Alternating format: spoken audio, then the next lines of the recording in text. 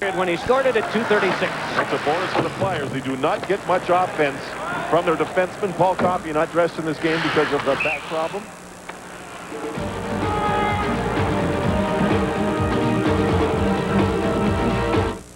Ferret, ferret, ferret.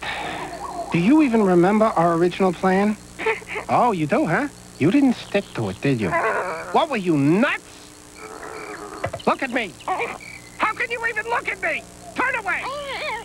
2 magazines, 1 double espresso, $12. Khaki pants, $45. Work boots, $85. Realizing you're unzipped before anyone else does?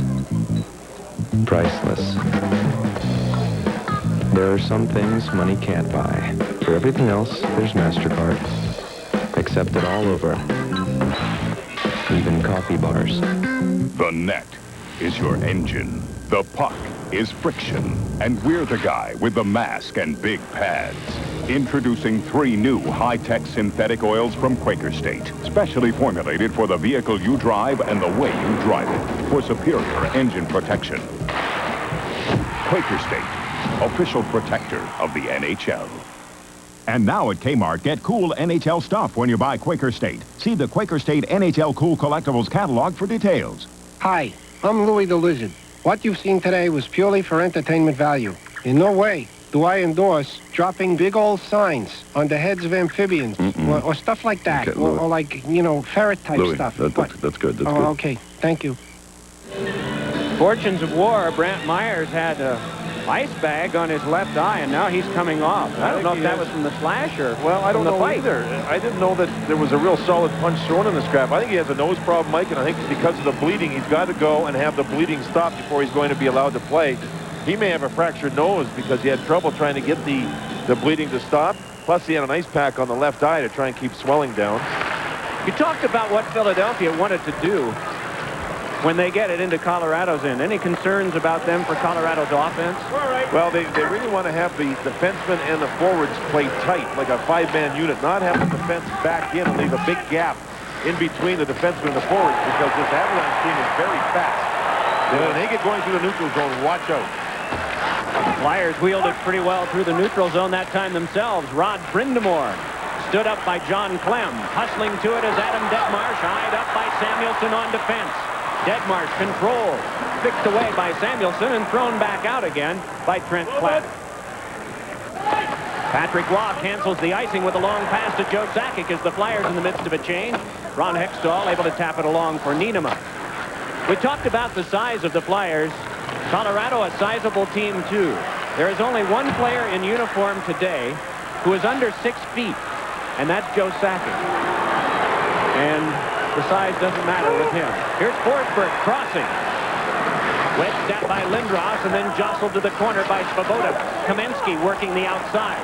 Throws one in front, and Adam Foote had pivoted his way right to the front of the net. Leclerc picks it up there. Back checked away by Kamensky, but then it pops out for a play by Day. Worked ahead for Leclerc. Drops it on for Eric Lindros. Has a man moving. It's Day. Lindros looking. Threw it in front. It's tapped away to Desjardins, who slams one that hit the outside of the goal. Played along to Lindros again. Looking for Daig in front. He's still looking for goal number 1 as a Flyer. Around now it's Lefebvre. This will be a good test for Daig.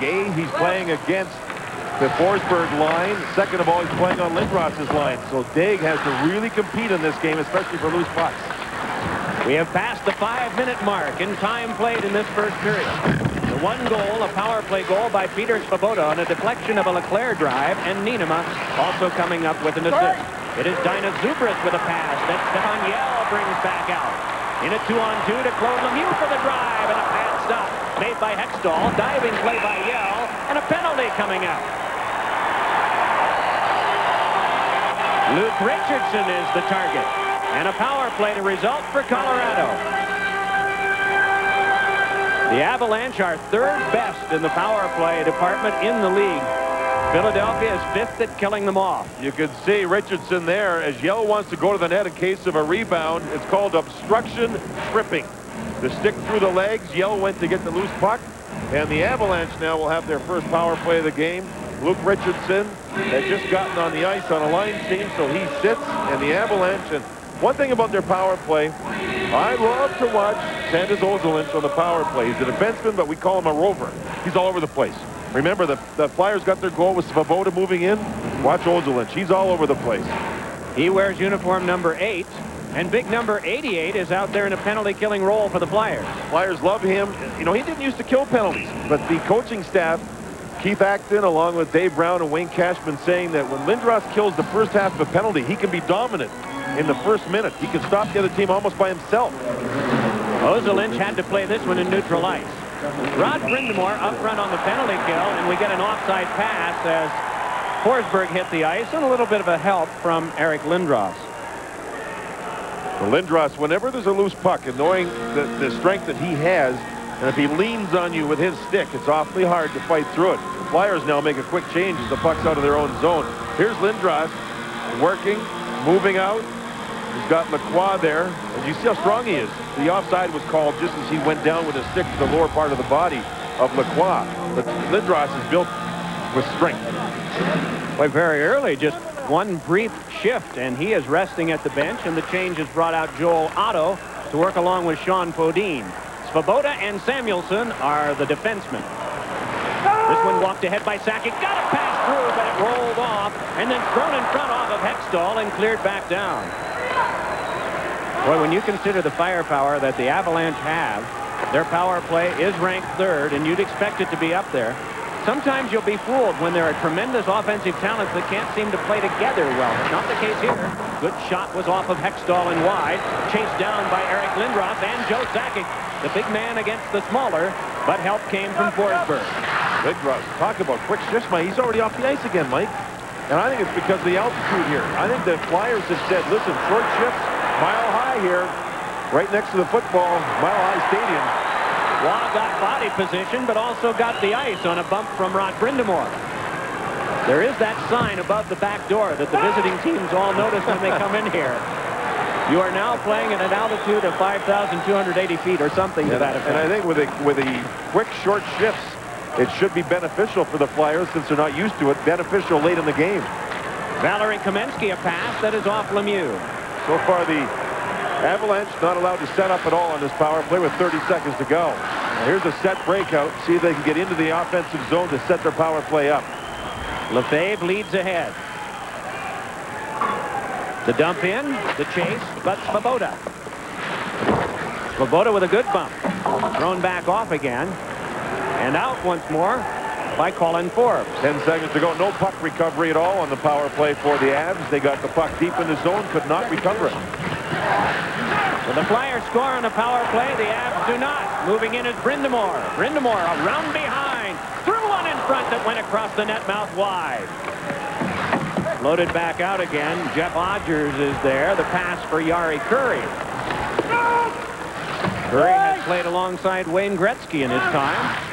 Right now, Jeff Odgers, who would provide plenty of adequate protection if necessary. This one came on back for Miller. Miller forced it ahead now for Odgers. Odgers with a pass. Looked like they had an odd man rush breaking, but the pass misfired. One of the reasons Jari Kurri came back to play this year and not retire, A, to try and win a cup, of course, with the Avalanche. Second of all, to play in the Olympics. Those are the two main reasons. 11th all-time in points, Jari Kurri, and he'll be a member of the Finnish team in just hours. Leclerc, a shot that was saved by Waugh. Rebound tapped along by Adam Dedmark, and then thrown back in by Lindros. Lindros pulling his way to the corner to control. Around behind, he and Foot test for it. Leclerc comes by. Leclerc turning, and his pass was away from Daig, and spiked back out again by Rene Corbet. Well, you see Leclerc throw the puck off the boards and then try to recover by just skating through people. He'll do that. He won't carry the puck through you. He'll throw the puck ahead and then bulldoze through you and recover the puck back. I had heard that as a youth that his real problem was skating. What hasn't looked that way at this level? He was actually cut from one of his high school teams. I'd hate to be the coach now, wouldn't you? Coach would just say, well, that was a decision that I thought was the best one at the time. No matter the guy's going to be a Hall of Famer and may laugh at me for it. Puck picked up now by Podine. handed back to Chris Terry. The Avalanche, one shot on goal so far. That was the wide-angle slap shot by Claude Lemieux. The Flyers have had 4. This is Ozolinsh. And the twisting Sean Donovan. Donovan walked it ahead, scaled it back in. The shots are 4-1 in favor of the Flyers. Colorado leads the league in shots allowed and is second in shots taken. So their games tend to be wide open. They've only gotten 1 shot, nearly first half of this period.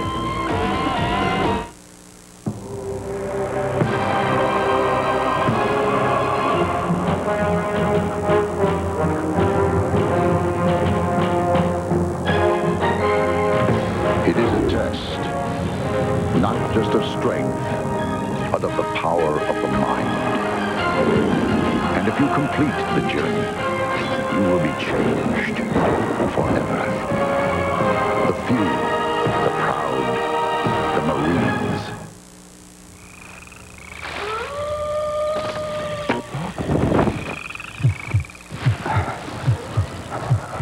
There are a lot of things out there that will make your heart beat faster. This is one of them. Jeep Cherokee. With full-time select-track 4-wheel drive and quadrillink suspension, it's sure to quicken anybody's pulse. Now get Jeep Cherokee with all these features, including air conditioning at no extra charge.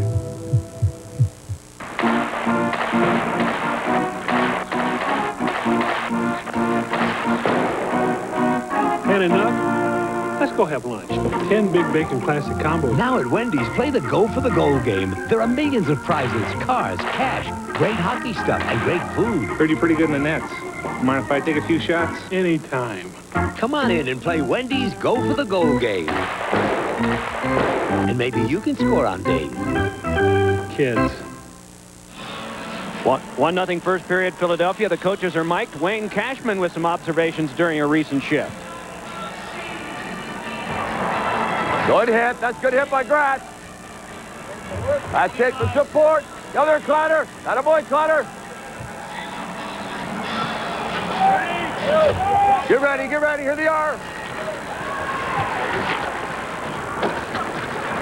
Mikey talked about some things there. Get ready, here they are. As his players coming to the bench for a change.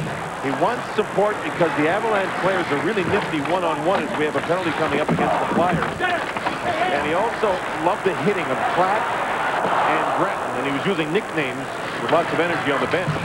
That was Corbett throwing one just wide. Delayed penalty call. Sakic gets saved by Hextall. Oh, a strong save by Hextall. But now they'll have to kill for 2 minutes. As the Avalanche got through the neutral zone into the Flyers zone, they forced the penalty on the rush as Big Kordic will go for interference. And it looks like Rob Schick into calling obstruction and interference.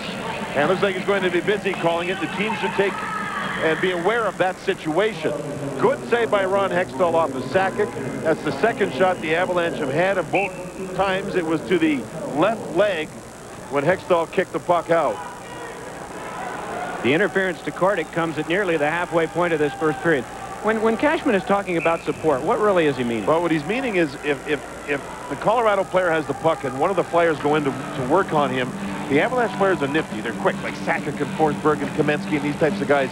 He wants another player to move in, too, to support. And in case his man gets beat, right away there's another man to help out. So not to give the Avalanche players a lot of room. The first power play Colorado had, they didn't do much. They couldn't even get set up in the zone. Let's see what they do with this one. Ozolinsh bounces one. Samuelsson able to lift it back down. Joe Sakic is out there with that wonderful wrist shot, number 19, 21 Forsberg, and 22 Lemieux. This is power out there right now for Colorado. 4 forwards as Kamensky's playing the point. It is Forsberg looking for Kamensky, but he's just sealed off by that octopus named Samuelsson. Boy, does he have a reach, 6'6". And he's got the other thing that is hard to teach. It just takes time, and that's experience. You ever tried to swim through seaweed? That's what it's like to try and skate around Shel Samuelsson. 39 years of age.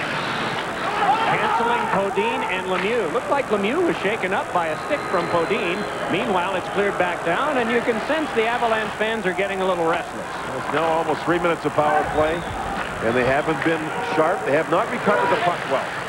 Kamensky holding. Shoves one across to Ozolinsh.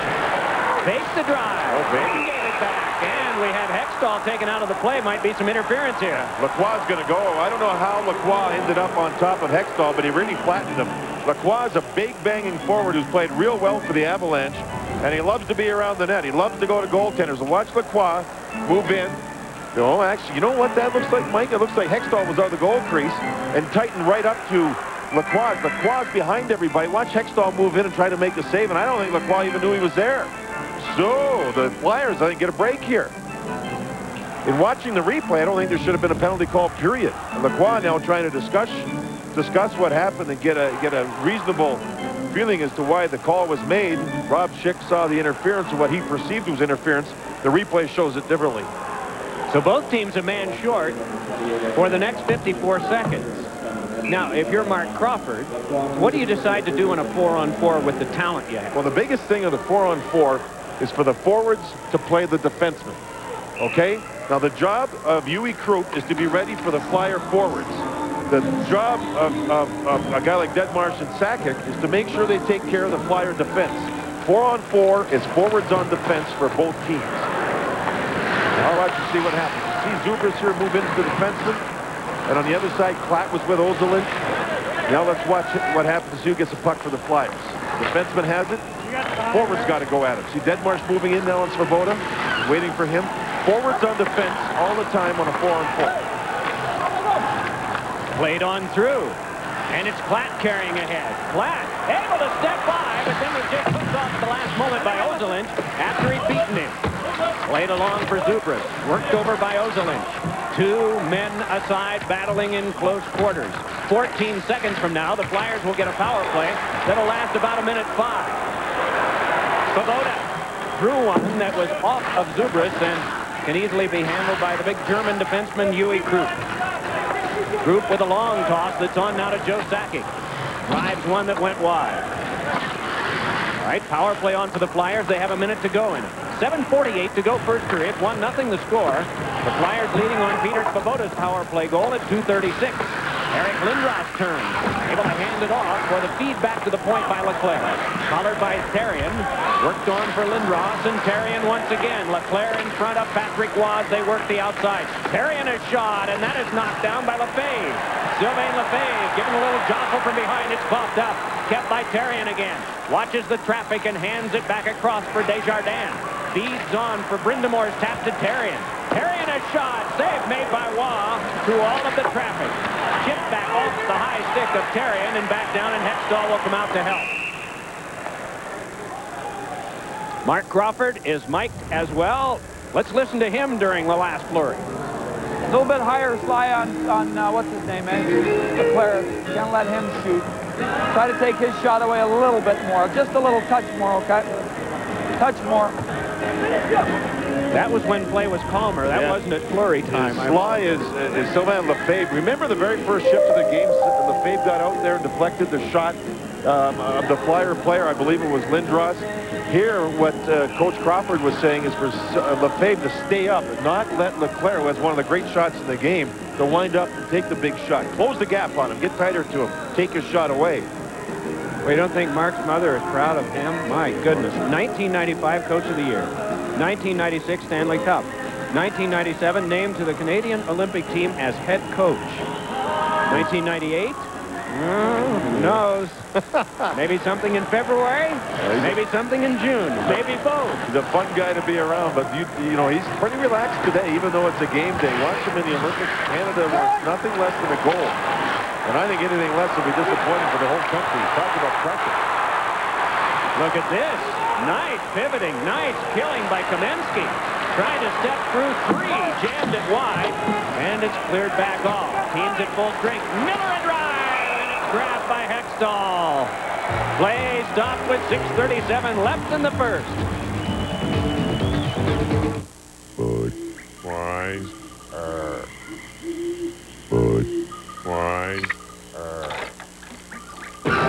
What the? Whoa, whoa. I'm no electrician, but that has got to be dangerous. Oh, my. Bud? Whoa. Louie. Frankie, eventually every frog has to croak. That's not funny. I laugh when I'm sad. Cindy Crawford for Kay Jewelers. This Valentine's Day, give a gift from the heart. Diamonds from Kay Jewelers. Tell her she means the world to you with a diamond heart pendant. Prices start at just $99.95. This Valentine's Day, just say Kay. I got a special treat for you. Thank you, Mommy. You're welcome. Now, don't be late, honey.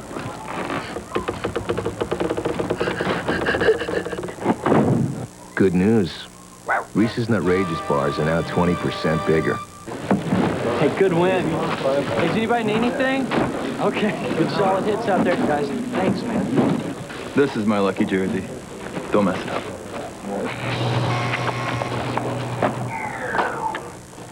Oh, no. Oh, pink. The colors are pink. Oh, no. Hey, Bob. Have you seen my lucky sock?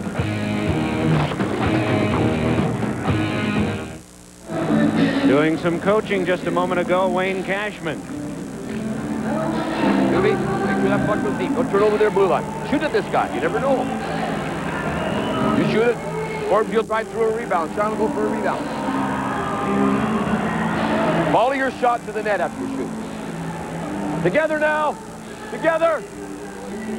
Come at him hard. Wayne Cashman won a couple of Stanley Cups with the Boston Bruins back, quite a long time ago. And there he wants his players to shoot more. I talked to him last night, Mike, and he said even on their power play, they don't shoot the puck enough. He wants Bratton to shoot the puck more. They do have the one goal here on the power play. And there again, he's telling his players, shoot the puck. Not only shoot it, but also follow your shot, drive to the net. Miller backhanded. I'm glad we don't do that in golf. When we hit the ball, we don't follow it all the time when we hit it. I think you do, don't you? Into the woods. Yeah, the water. Rough. Yeah. And past the posted sign that has something to do with surfing. Sure. In some of those southern places. White steak. Terrible thing. Puck flopped along now and brought on by Odgers. Jammed it on Hextall, who has been a strong goaltender here in the first. A shot by Kruk, pinballed off the skates of Svoboda, but he's able to play it along, but in traffic. What a wrestling match on the boards, and play is stopped. Well, after the Olympic break, we will be back for more Saturday afternoon hockey. Wayne Gretzky and Eric Lindros set to battle at Madison Square Garden, Chicago, Colorado. The Penguins, the Bruins, Phoenix, Dallas, St. Louis, Los Angeles, Washington, Tampa Bay, 3 Eastern, 12 Pacific, right here on Fox, February 28th. There'll be new heroes. Will there ever? There'll be stories. It'll be, the fallout will be just, there'll be new legends, Mike, after the Olympics are finished with. It's going to be a very, very exciting time. It'll be interesting to see who comes back with their game permanently raised. Wayne Cashman said a couple of weeks ago in Detroit, he said, you know, they talk about people crashing when they come back. Some guys never have their game come down, and he mentioned Bobby Clark in '72 in that series that Cashman participated in with the Soviets, as well as Mario Lemieux in '87 in the Canada Cup. You know what I think? Think about Peter Forsberg. He's their best player. His dad's the coach. Could you imagine the pressure if they win it, say they win it and play real well, they'll be heroes. If they don't play well and don't do well and don't win much, could you imagine the pressure on those two people? Think about the Russians. They don't do it and do well this time. There'll be a whole change. Out in front now, Leclerc had it knocked away, and Lindros had a try for it. Eric Lindros working it along. Fed on back, and a shot in front by Leclerc. He scores on a pass from Daig. John Leclerc involved in the second of the Flyer goals, as he was the first. Patrick Waugh didn't have much of a chance. A quick move by Leclerc and the backhand shot right up top. He's one of the best goal scorers in tight. See the board work? There's 4 different Avalanche over there, and the Flyers have gotten to loose pucks all period long. Way better than the Avalanche. There's Foot moving away from Leclerc, who stays down low. Watch a casual little move. Bingo. Just like that.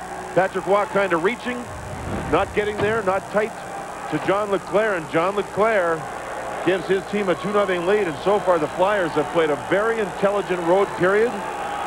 And since that big line's been put back together, this is now the 4th consecutive period. The Flyers have been good. A steal by Corbet. Wedged off by Richardson and chased to the corner, and Richardson took over and got help from Samuelson to shoot it out of play. And here you see Joe Sakic on for the Avalanche with Corbet and LaRue. Sakic getting double shifted here. They're trying to find some offense right now, the Avalanche are, so he's getting a little more ice time along with his regular line. Now, can you give a penalty to a player who catches the referee with a stick? Here's Leclerc in the fade, and there's the stick of Leclerc, right, the tip of it right to the nose of Rob Schick, who shook it off, allowed the play to continue, and it wasn't long after that Leclerc scored the goal to give the Flyers the 2-0 lead. Well, that big unit was broken up in early December, and the Flyers enjoyed a lot of success as a result of having those two guys on different lines. It was like going right up a mountain. They went so well, and then all of a sudden it crashed. And they went over a period of where they played 5 games and scored only 9 goals. So they said, then we got to change this and find some scoring. So they put the big boys back together, and they've responded. This is Sakic. Got it to Denmark, and a shot was knocked down by Samuelsson on defense. When you have that experience we talked about with Samuelsson, and you have those size 13 skates, you can get away with a lot of block shots that maybe the average guy can't. He knows positional play so well. He really does. He's an intelligent defenseman. Experience is showing. And I think here he's on the 3rd set of defense with Richardson. Yet the Keith Acton, who's changing the defenseman of the Flyers, doesn't mind having them out there right now against Sakic's line. Under 4.5 minutes to play first period, the Flyers have outshot the Avalanche 8-2 and lead in the game 2-0. Leclerc from Perrion and Lindros, the scoring play, as a wrister from Sakic was blocked off by Ron Hextall. Sakic created the turnover, and that great shot is a quick one. Here you see the players changing. They know where they're going. Everybody's told who to replace. And as you see the Avalanche break out of the zone, the Flyers are already set for the breakout. Moving in is Forsberg, and a shot is held by Hextall. Play is stopped with 4:02 to go, and the Flyers up 2-0.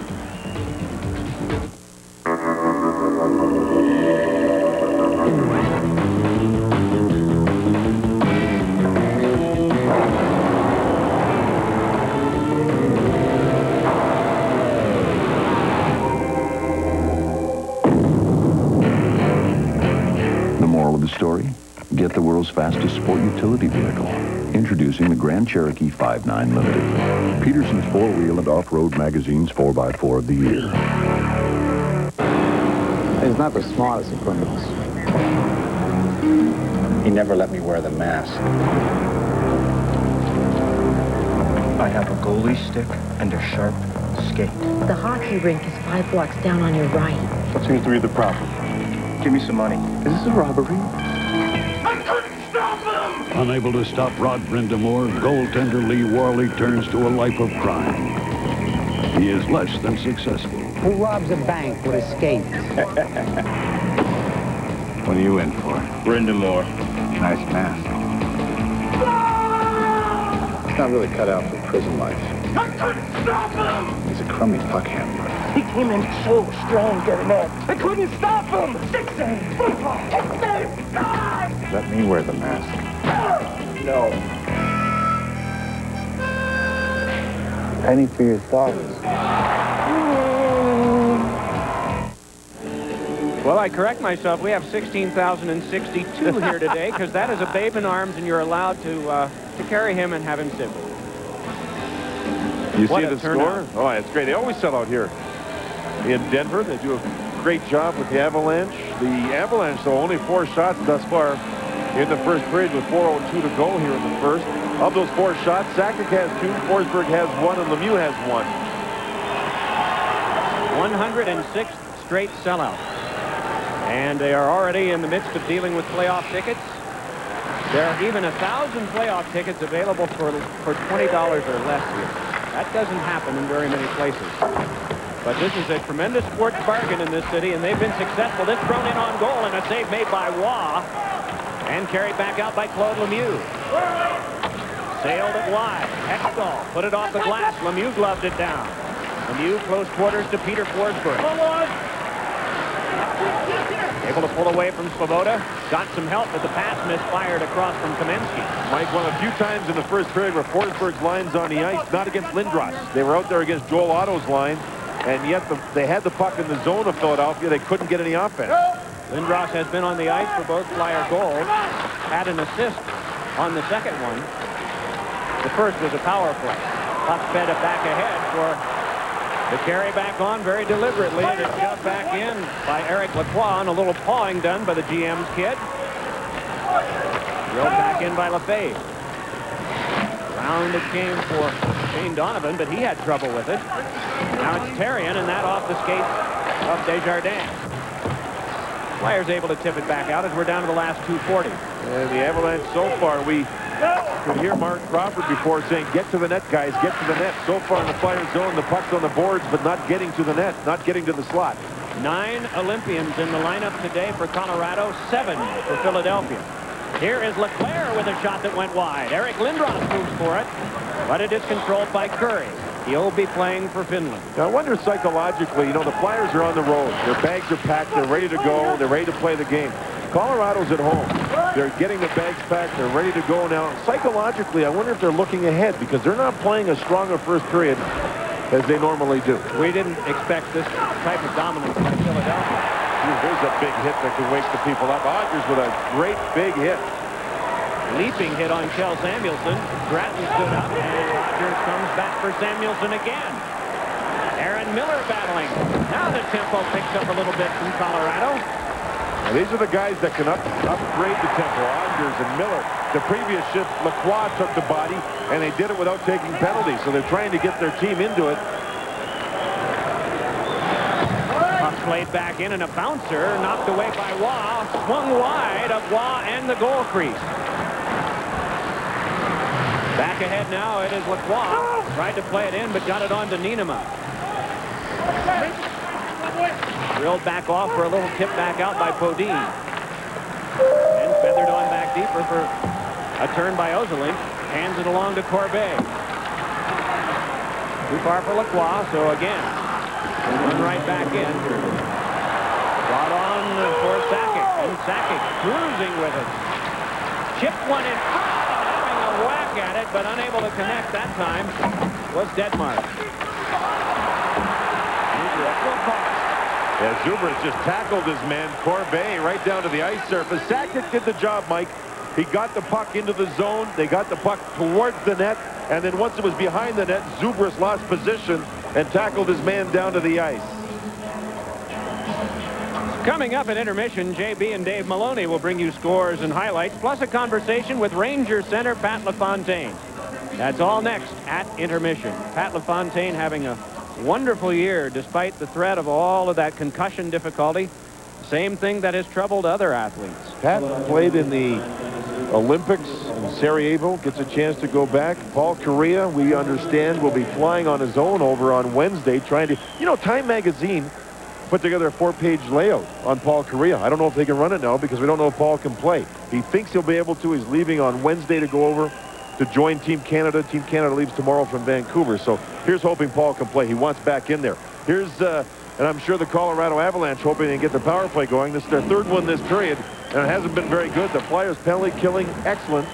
And you know what's weird about that is the Flyers penalty killing on the road is ranked 24th of 26 teams. Ranked 7th at home, but for some reason on the road, they've had a rough year. Not a rough day. Ozelin, Sakic. Arister, yeah. And it's knocked inside. And he raised his stick, but it was not in. Played along now by Kamensky. Back over to Lemieux again. Kamensky got it on through to Ozelin. Fires! I think Hextall will protest that Forsberg was either in the crease or might have interfered. He was very quickly in the face of Rob Schick. They're announcing goal, Mike. The Avs are back in it. What a shot this was. Let's watch the goaltender and goal crease. There's the goal. No, he wasn't in the crease. Good non-call. Non-call by the referee and linesman. Here's the play where Ozelin just let it go. Oh, baby, did he let that thing rocket away. As the Avalanche score the power play goal, and this power play looked pretty good. Lemieux thought he had scored earlier, and you can see Hextall on that play back deep. Now, here's the play earlier where the puck's deflected wide by Desjardins. Now, Hextall's there, and the puck hit him on the back. Lemieux thought he scored. The hands were up in the air. Sakic had his shot blocked by Therrien, and then the Avalanche continued to recover the puck. First power play of the 3 where they recovered the puck in the offensive zone, and Ozelin let go of just a rocket, and the Avalanche are back in it. Down to the last 13 of the period. Ozelinch from Kamensky and Lemieux. Ozelinch is 9th of the year and 6th on the power play. Lindros in the last 5 seconds, but then it's thrown back where Samuelson patrols and the period comes to a close. Well, a rally by Colorado with the benefit of a power play, but much more aggressive. Here we go.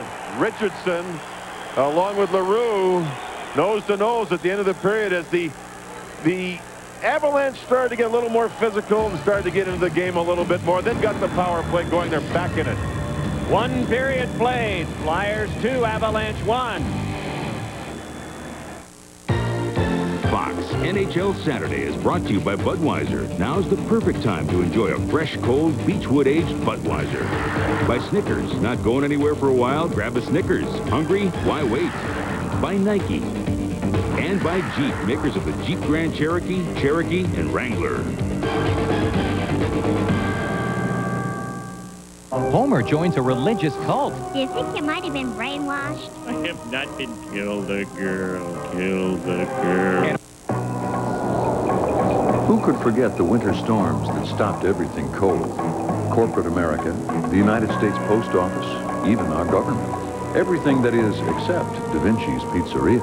This is crazy. Which had enough sense to drive the unstoppable, legendary Jeep Grand Cherokee.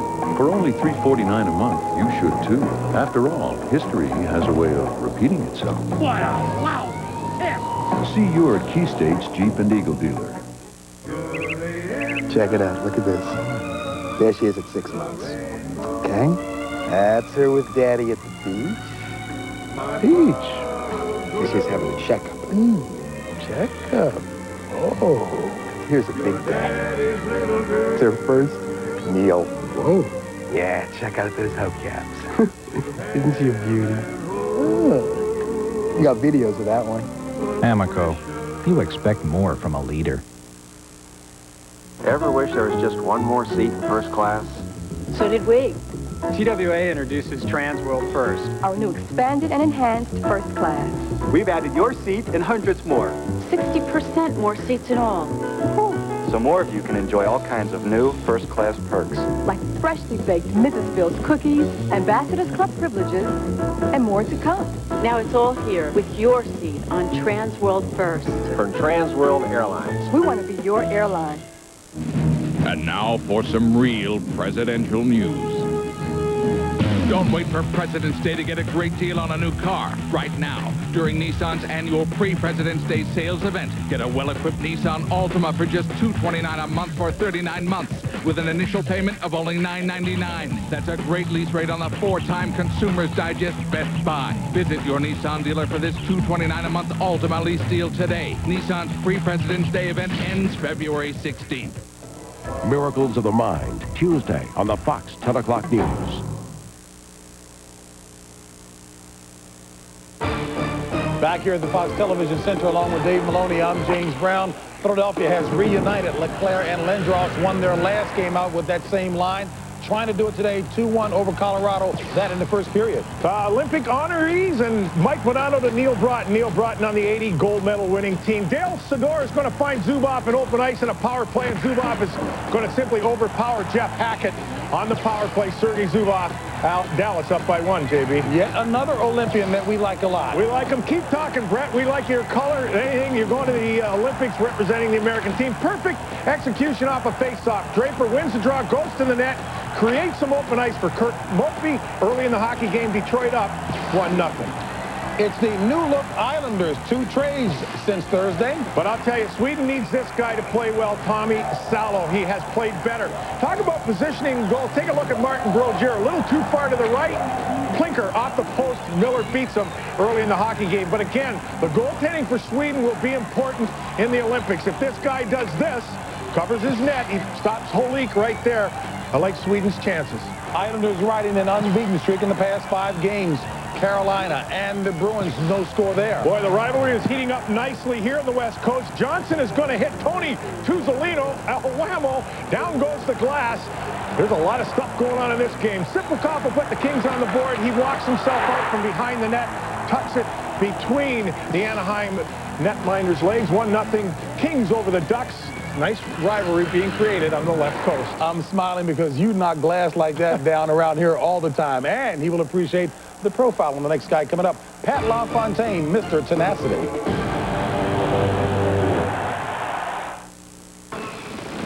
The new Jeep Cherokee Classic, as seen by the white-tailed Dragonfly, with a refined interior and available select-track full-time four-wheel drive. It's a great way to cross remote territory, no matter how you look at it. Even if you're a green tree frog. Now get Jeep Cherokee and all these features, including air conditioning, at no extra charge. It says here you ran over a squirrel when you were 16. Oh, you saw that, huh? No, I was guessing. You never put the toilet seat down. What? You ripped the tag off your mattress. What? Does your bachelor party ring a bell? Not going anywhere for an eternity? I'm not even gonna look at puberty. Hey, does this line ever move? Moving now, isn't it?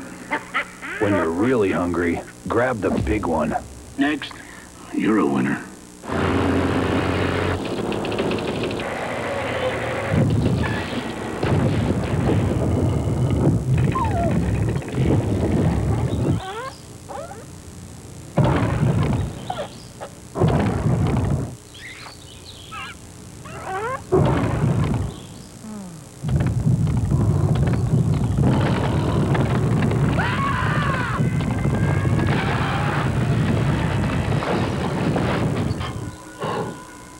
That was close.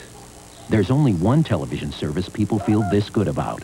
Prime Star Satellite TV, ranked #1 in customer satisfaction. It's that good. Call 1-800-PRIME-STAR or visit your local Radio Shack. Now get Prime Star installed for just $99 during our installation celebration. You'll also get a month of our Prime Value programming, the revolutionary Prime Finder remote, and a risk-free guarantee, all for just $99. Offer ends soon, so call 1-800-PRIME-STAR today.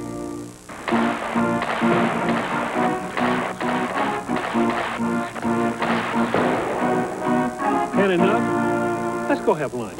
10 Big Bacon Classic Combos. Now at Wendy's, play the Go for the Gold game. There are millions of prizes, cars, cash, great hockey stuff, and great food. Heard you pretty good in the nets. Mind if I take a few shots? Anytime. Come on in and play Wendy's Go for the Gold game. And maybe you can score on Dave. Kids. Oh, my, did you see that? Louis. They never saw it coming. What have you done? Poor froggies. You've lost it, Louis. This is the best day of my life, Frankie. Huh? What was that? Frog? Good. There's a mistake. Why? Ferret said he... What is it? Good. No. Why? No. Oh, no. Oh. Good. Never hire a ferret to do a weasel's job. Good. You promised me, ferret! Hank's secret love is exposed. Let's talk. What? Valentine's Day won't be pretty. On a brand new King of the Hill, Sunday on Fox. Tonight on ESPN, the great one, Wayne Gretzky and the New York Rangers head to the desert to take on Keith Tkachuk and the Phoenix Coyotes. Coverage begins at 8 o'clock Eastern on ESPN's National Hockey Night. As we welcome you back to Fox NHL Saturday. You know, concussions have wreaked havoc on the career of Pat LaFontaine, but since coming to the Rangers this season, he has played every game without any serious head injuries. John Davison recently spoke with the Rangers' leading goal scorer about his good fortune. Shipnick in over the line to LaFontaine, trying to drop it back, and LaFontaine was hammered by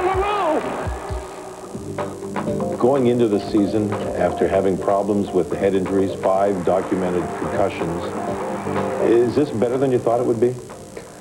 Well, I think so, better than what I expected, only because last year was such a difficult season for me, and part of coming back this year was trying to get myself to a certain level where I can contribute like I have in the past in my career. But to be healthy and to play every game right now, for me, that's a success in itself. You're a father, you're a husband. Was there much fear regarding the family going back and playing hockey this season? In the beginning, I think it was very tough. I know my wife, I called her to reassure that I was fine. I took some hits early, and that gave me confidence that I was doing okay. You know, my daughters had asked, "Is Daddy hit his head? Is he okay?" And there's concern.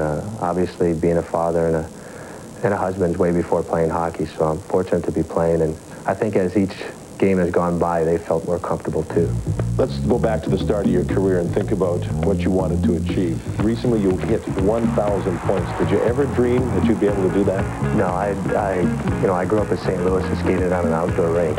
So if I go way back and think about then, and then obviously with the Olympics coming around, my career's the only scoring, wouldn't it be great to be an Olympian? And those were far dreams that you didn't think were possible. But then all of a sudden, here I was, I had an opportunity to score 1,000 points and play with a lot of great players, and thankful and feel fortunate to have done that.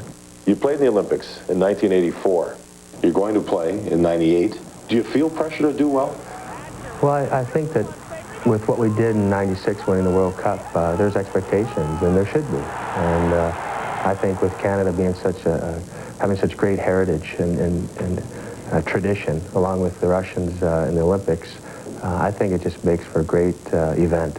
I think with coming off that World Cup victory and all the things leading into this event, it's going to be something special.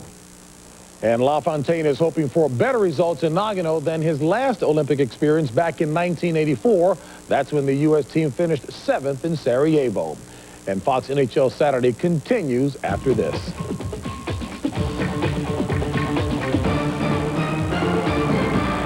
MasterCard presents the NHL Cutting Edge Plays of the Week. Whitney with a shot wide. Penalty in front. Cicerelli scores! Goal number 600! What a beauty and what a big goal! Armani finished up on the man. Around the check, he moves and he shoots. He scores! What a spectacular solo effort!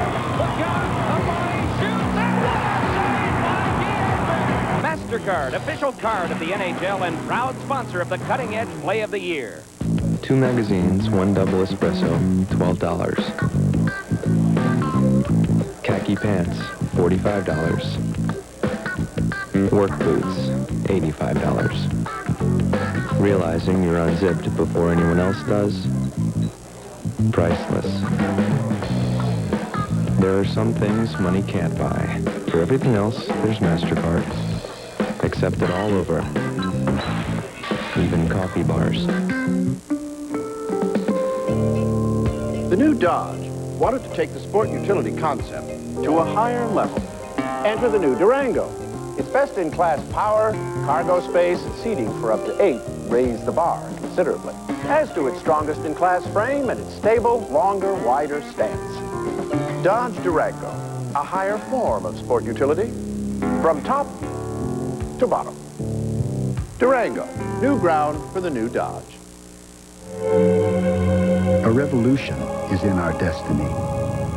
A revolution not about countries or ideologies, but about knowledge and information networks that make computing more affordable. Where do we come in? We make the software that manages information that will enable anyone to sit at the seat of knowledge. Oracle, enabling the information age. The movie is the box office smash. Now, the special with never-before-seen footage. Titanic breaking new ground Friday. It is showtime, baby. This game has speed. What an explosion of skating strength. This game has skill. Oh, have you seen a better performance than that? Oh, wow. This game has power. Too big, too strong, too much. What a play! What a show! We are in the cool, crisp air of the mountains today, the Rockies.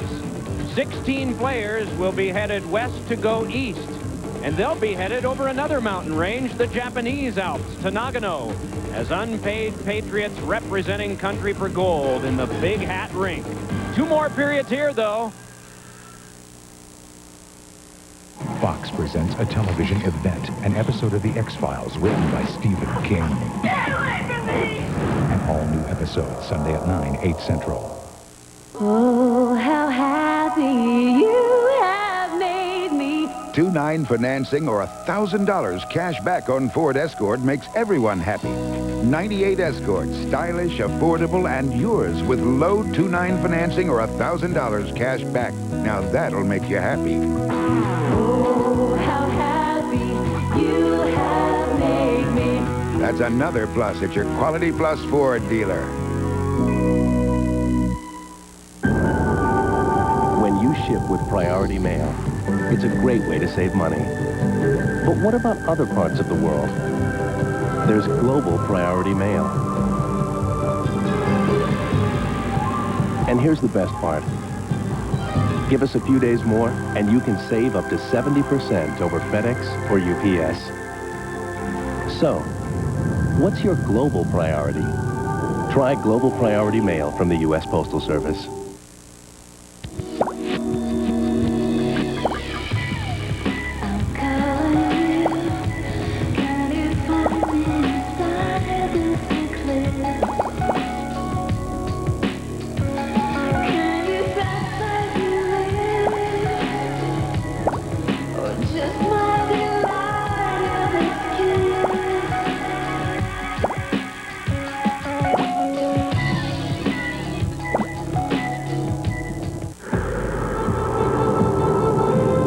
In an environment this extreme, choosing the right transportation is absolutely crucial.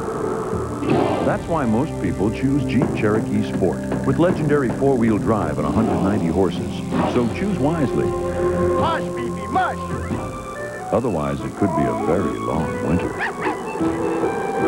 Now lease Cherokee and get all this at no extra charge. See your Key States Jeep and Eagle dealer.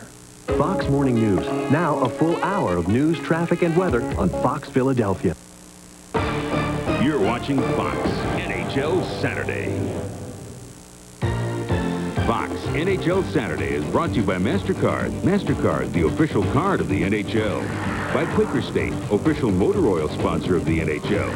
By BASF, we don't make a lot of the products you buy, we make a lot of the products you buy better. And by Bud Ice and Bud Ice Light, the official beer sponsors of the NHL. Two teams back on the ice. 2 goals for Philadelphia from Svoboda and Leclerc. 1 goal from Colorado by Ozolinsh. 2 coaches wearing microphones, part of our Fox Sounds of the Game. Doobie, make sure that puck goes deep. Don't turn over their blue line. Shoot at this guy. You never know. Peter, you come out with the puck. Don't come out anything other than full speed. Nothing other than full speed. We got another penalty? Work this D, boys. Work this D. Get it behind them. Alex, you're third man. Just back out a bit. They're all coming down low. You're going to find an open spot and just back out. Okay, we got Yell coming here with Laquan Donovan. Dono, be nasty. Be tough, nasty. Come on now. They were nasty in the latter part of that period, and that, I think, was the reason this game turned. I think Jeff Odgers had a great shift along with Lacroix just previous to it, and starting to get emotionally involved where the Avalanche, they seem to get their game going. Crawford talked to Forsberg. Come out of your zone with the puck with full speed, because when the Forsberg line is going, they go through the neutral zone fast, and they'll back the other team up. Crawford has talked about Forsberg over the last couple of weeks, getting him to move his feet, move his feet, move his feet. That's what all that was about. And with the Philadelphia Flyers, the last 6 or 7 minutes, they didn't have that offensive thrust that they saw earlier. And Wayne Cashman does not want his team to turn the puck over at the blue lines. That's when you really get yourself into trouble, if you turn the puck over at the blue line. They're so big, he wants the puck deep and to take the body deep. Take a look at the statistics in the first period, brought to you by Bud Ice. The shots 8-6 Philadelphia, scoring chances even. Face-offs a slight edge to the Avalanche. And we have no carryover penalties nor power plays at the outset of the second. That third man high phrase, sometimes that's confusing, and I heard Wayne Cashman mention it again. Yeah, third man high means 2 forwards or 2 people can go in and pressure the puck, but not 3, because if 3 are in deep and the puck comes out against your team, that means it's an odd man rush against your only 2 defensemen that you have back. So always keep, it's like a safety valve, Mike. 2 men in deep, keep the third guy high to react and support your defense. I don't think Brant Myers has returned for the second period. He had just 12 seconds of playing time in the first, and then that fight. Rod Brindamore had the most of the Flyer ice time at 7:53, and Sandis Ozolinsh the most of anybody at 9:37 in a 20-minute period. John LeClair up with it. They have given an assist to Daigle, the primary assist on the goal by LeClair. That is the margin of decision right now in this game early in the second. Lindros hands it to Daigle. Out in front for LeClair, but it's blocked away by the defense. Held, though, by Desjardins and glassed back to the foot corner. Wood able to speed it back up. Well, Colorado's gone away from putting Forsberg on Lindros. They're going with Stefan Yell and Donovan and Lacroix as a forward unit against Lindros. And I think this started to happen after the Lindros line scored the even strength goal. So a change in plan, strategy-wise, by the Avalanche. Same defense pairing against them, but change in forwards. Yanni Niinema plays it all the way back down the ice. Chipped away from Uwe Krupp, and the icing canceled, and a shot went just wide from Grattan. Boy, Trent Platt with some great work there, and that one nearly paddled into his own net by Miller. Bouncing puck went away from Svoboda. Corbet hustling back with Niinema. Down went Corbet. Niinema tried to kick it along, but it went into Corbet. Now started ahead for a pass that sailed on through Colin Forbes. Forbes the forechecker, and the puck just left there for Brindamore, looking for Forbes, but instead it's Miller. And this one skipped back down. Do we notice anything different here in the second period as we see the teams changing lines, particularly Colorado there? Here's a pass that's over 2 lines, Mike. It goes back. You know, I'll get to your point in a moment, but let's watch as the puck is moving down the ice. Let's watch the linesman this time, as this is a very, very close call. The linesman hustles. He gets right on top of the play, and the Flyer player does touch the puck first. Negates the icing, and you see the linesman make the call to allow the play to continue. That's good hard work by the linesman, and it was the accurate, perfect call by the linesman, who generally are very good. I think our referees and linesmen, we criticize them a lot. They're the best in the world by far. Now, getting to your point, the only thing I've noticed so far is the difference that, well, I look at this now. Forsberg's right back against Lindros, head-to-head. So they have those 5-man units that started the game opposite one another. Not the Flyer defense, but it changed, so we do see some changes. Kamensky with an attempt, and then it's backhanded in front, and they scrap for it. Out of the scramble, it came back over to be jammed off by Richardson. Drive by Lefebvre off the stick of Ekstall. Chipped along by LeClair. Hustling after it is Alexander Daigle. Closed off by Lefebvre. Lefebvre played it back ahead. Big shot by LeClair, but that stick is no longer useful. Back on comes Lemieux, moving in with Kamensky. Tried to swagger it by, but instead it went off the defenseman Richardson. And it's pitchfork back down. There'll be an icing touch-up come out of this. But we've seen a character change in this game. Oh, yeah, I think we're seeing a little more intensity on behalf of the Avalanche. And how about Lacroix? He took the big slap shot, or make that LeClair, I'm sorry, and LeClair broke the stick. And you have to have a sharp bench. Be alert. There, he just fractured his stick right in half. Watch him get rid of it, and watch as he goes by the bench. Gets rid of the stick, by the bench. There's already one out there. Boom, he gets it, and he never lost his man. He's with Forsberg on the back check. Talk about quick reactions. Flyers sharp on the bench. And that's because of that guy you see right there, Jim Turk Evers. Look, you see, he's got them all in a row and by number, so he can get them quick. Never missed a beat. And he had that one handed right down the line to one of the players to put out to him. We were talking about Samuelson's experience. Jim Turk Evers has about as many years. Everybody with their own expertise, and it was shown there. A leaping hit by Francois Leroux. Zubras to Therien, and the shot went just wide of the glove hand of Patrick Waugh. Ozelinch's pass was slowed by Colin Forbes, and then he rams into Odgers. If there's one guy that made a change in this game, I think it's Odgers. Yeah, I think it's a domino effect. The rest of his teammates are starting to get more aggressive. Shot by Lemieux is saved by Hextall. Lemieux with a rocking hit on Zubras. Puck spun across, and Forbes is after it. Colin Forbes trying to muscle his way by. Spins around with Ozelinch. A powder cake brewing. That's allowed. Ozelinch. Pushed along by Svoboda. So constant stalemating right now, but the game picks up in the roughness aspect. Kamensky trying to play it through, but it's taken by Grattan. Able to get it on to Platt. Platt's pass under Brindamore. Niinema across. Svoboda to Grattan. He scored! No goal. And it's wiped out. An interference call. Patrick Waugh was bumped. The referee was very emphatic, and I think Trent Platt is going to the penalty box for interference. It was a marvelous scoring play by the Flyers. The pass work was remarkable, but there's an interference call, and the Flyers will be shorthanded. Here's an update on our top story. Police now confirm the Bud Ice Penguin has been captured. Authorities say it is now safe to serve Bud Ice. That's right, just bring it all out in the open there. Nothing to worry about, everything's fine. And now, back to the music. Doobie, doobie, doo. Drink Bud Ice, but beware the penguins.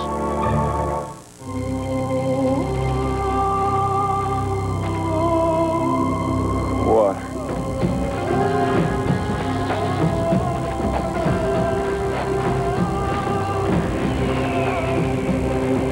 Cindy Crawford for Kay Jewelers. This Valentine's Day, give a gift from the heart. Diamonds from Kay Jewelers. Celebrate your love for her with diamonds. Prices start at just $99.95. This Valentine's Day, just say Kay. At BASF, we don't make the cooler. We make it cooler. We don't make the fishing line. We make it stronger. We don't make the fuel. We make it burn cleaner. We don't make the water scooter. We make it lighter.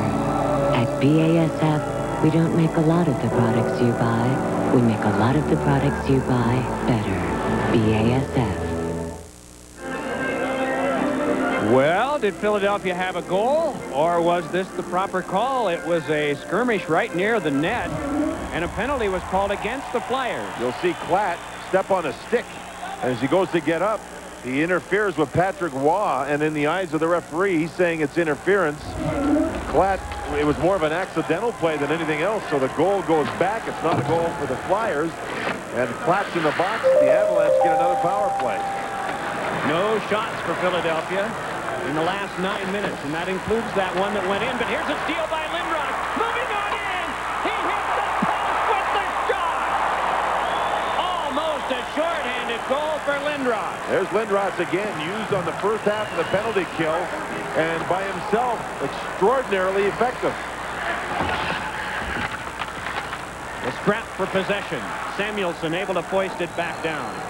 Yari Curry will go to get it. 40 seconds gone on the power play. It's sent up by Waugh to Overlynch, then across two lines, and so a stoppage of play. Eric Lindros worked the puck right on through everybody as he moves in. Watch the strength that he has as there's three different Avalanche there. Stripped. Gone is the puck, and Lindros is in. He went wide on Patrick Waugh, kept his balance, had the whole top corner available to him. Watch his balance here as the stick hits him. He still kept his balance, went wide. You can see he had a lot of room up there, but the goal was not scored as the puck hit the goalpost. Patrick gets his glove down low, and you can see clearly Lindros had a lot of room up top and was about 1 inch wide of hitting the top corner, which would have been a shorthanded goal. The Flyers have 4 of them on the season. As an old goaltender, John, is that the best percentage shot coming in from that side? Well, I think if you're patient to go around the goaltender, you're doing the right thing. Kaminsky with a shot that's saved by Hextall. Hey, Ronnie Hextall was out of position there. His body was almost over the goal line, and the puck may have hit the top handle of the goal stick. Boy, did Kaminsky ever blow by. Here's Joe Sakic moving it along in this power play that's got 45 to go. Hextall cleared it to the corner. Help came, but it bounced near Lemieux, now picked up by Brind'Amour, and Brind'Amour is able to send it down. We have an injured Avalanche player back down the ice, and it's Lemieux.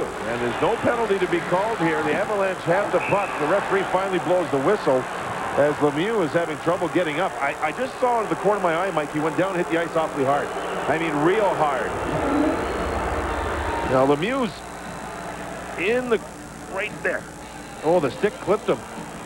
The stick of Lindros, as Lindros lifted his stick to go up over top of Lemieux, the stick caught him, I believe, in the face. You're responsible for your stick, and I think this caught Lemieux, and he's really rattled by the play.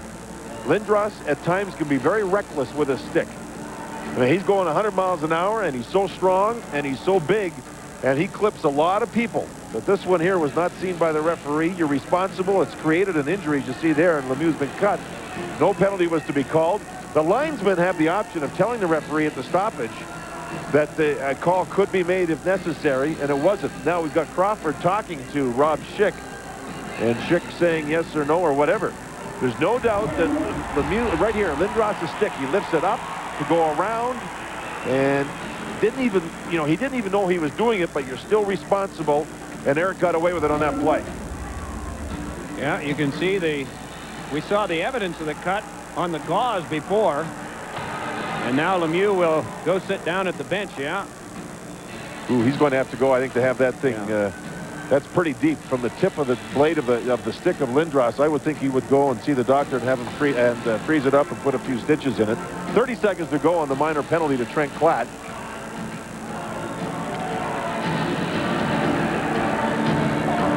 The attack time so far has only been 20 seconds for Colorado. See Klatt still in there. The conversations, you could tell the off-ice official there was having a few laughs with him. The conversations are amazingly calm when you consider that they're coming from the heat of the game. They rest for about 2-3 minutes of actual time in there, sometimes longer than that. I think fans and referees, you know, the referee gets it from everybody. They're calm, the players are calm, coaches get emotional, and broadcasters do too, but the players generally the most relaxed of all. Pretty good hit by Luke Richardson on Deadmarsh, and it's scaled back down, and Ozelinch will retreat in the last 15 of this man advantage. 5.5 gone, second period. Flyers lead the Avalanche by a score of 2-1. Svoboda and Leclerc, the goal scorers for Philadelphia, and Ozelinch for the Avalanche. Kamensky able to pull away from Kjell Samuelsson, took some lumber from him. Penalty time is up, and stepping to this is Klatt. It'll be a 2-on-2 as Ozelinch gets back. Trent Klatt rolled one in front. Brindamore controls, and then it's knifed away from him by Adam Foote. Nailed back to the point. Wristed off the boards by Desjardins. Puck loose behind, dug out by Klatt, but then he's ridden off. Boy, some good checking here now. And it's popped back to neutral ice. Svoboda wanted to play it ahead. Nienema got it to Klatt. But help from Lefebvre. The shots are 8-8. Only 2 shots for Colorado in the period, but none so far for the Flyers. Adam Foote taken to the board. Lefebvre played it back off. So there's the third man high. Kordic was the third man high, and he worked his man Donovan to keep the puck in the zone. Now they're doing it. Zubris tried to dance free, but it came to Foote. Leads it ahead for Eric Lacroix. Wedged up by Zubris. Dropped on back by Donovan to Lefebvre. Teams are at full strength here, midway in the second period. The Flyers have never won here since Quebec moved to this place. Puck thrown wide. Fans thought there should have been a penalty on Svoboda. It is controlled nicely by LaRue, fed it on across, and then he gets the return pass, and Nienema on him. Not many are going to knock LaRue down. What a horse. Feeds it back for a shovel shot by Sakic that is covered by Hextall. The strong wrist shot of Joe Sakic. Ron Hextall only beaten once. How long does it take to turn the new Dodge Durango from the sport utility with the most passenger room in its class into the one with the most cargo room? Not long enough.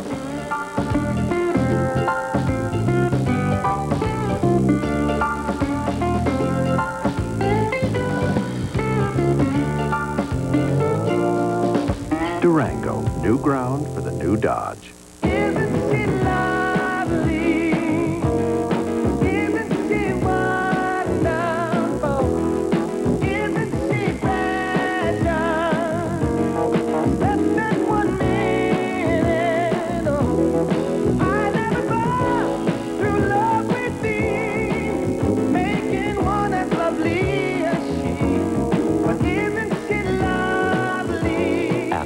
Insuring over 40 million people worldwide. The net is your engine. The puck is friction. And we're the guy with the mask and big pads.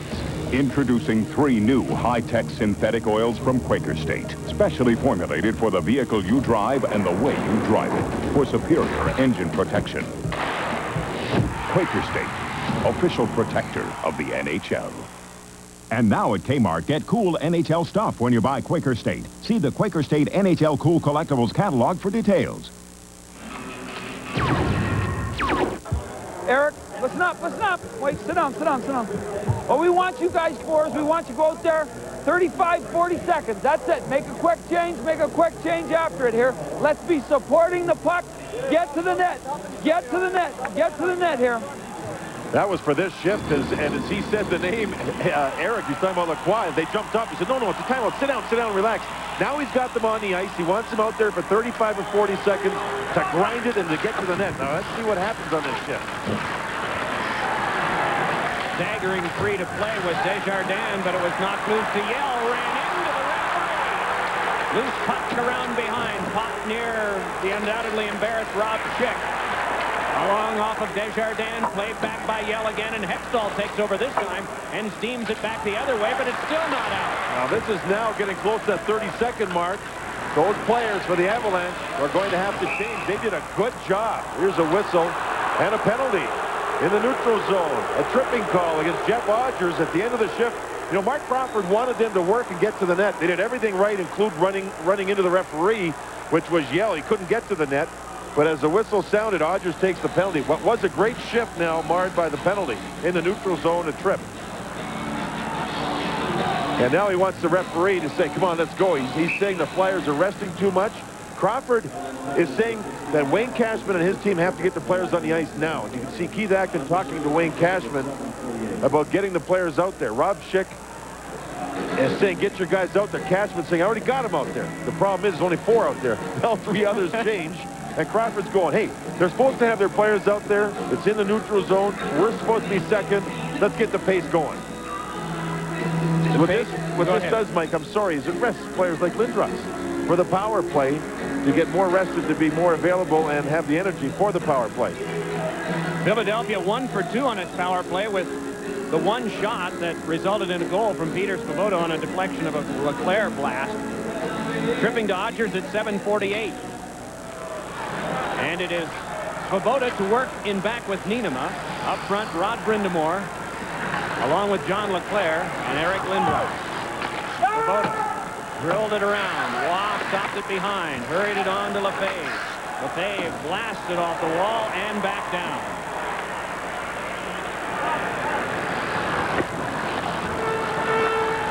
One shot for the Flyers in the period.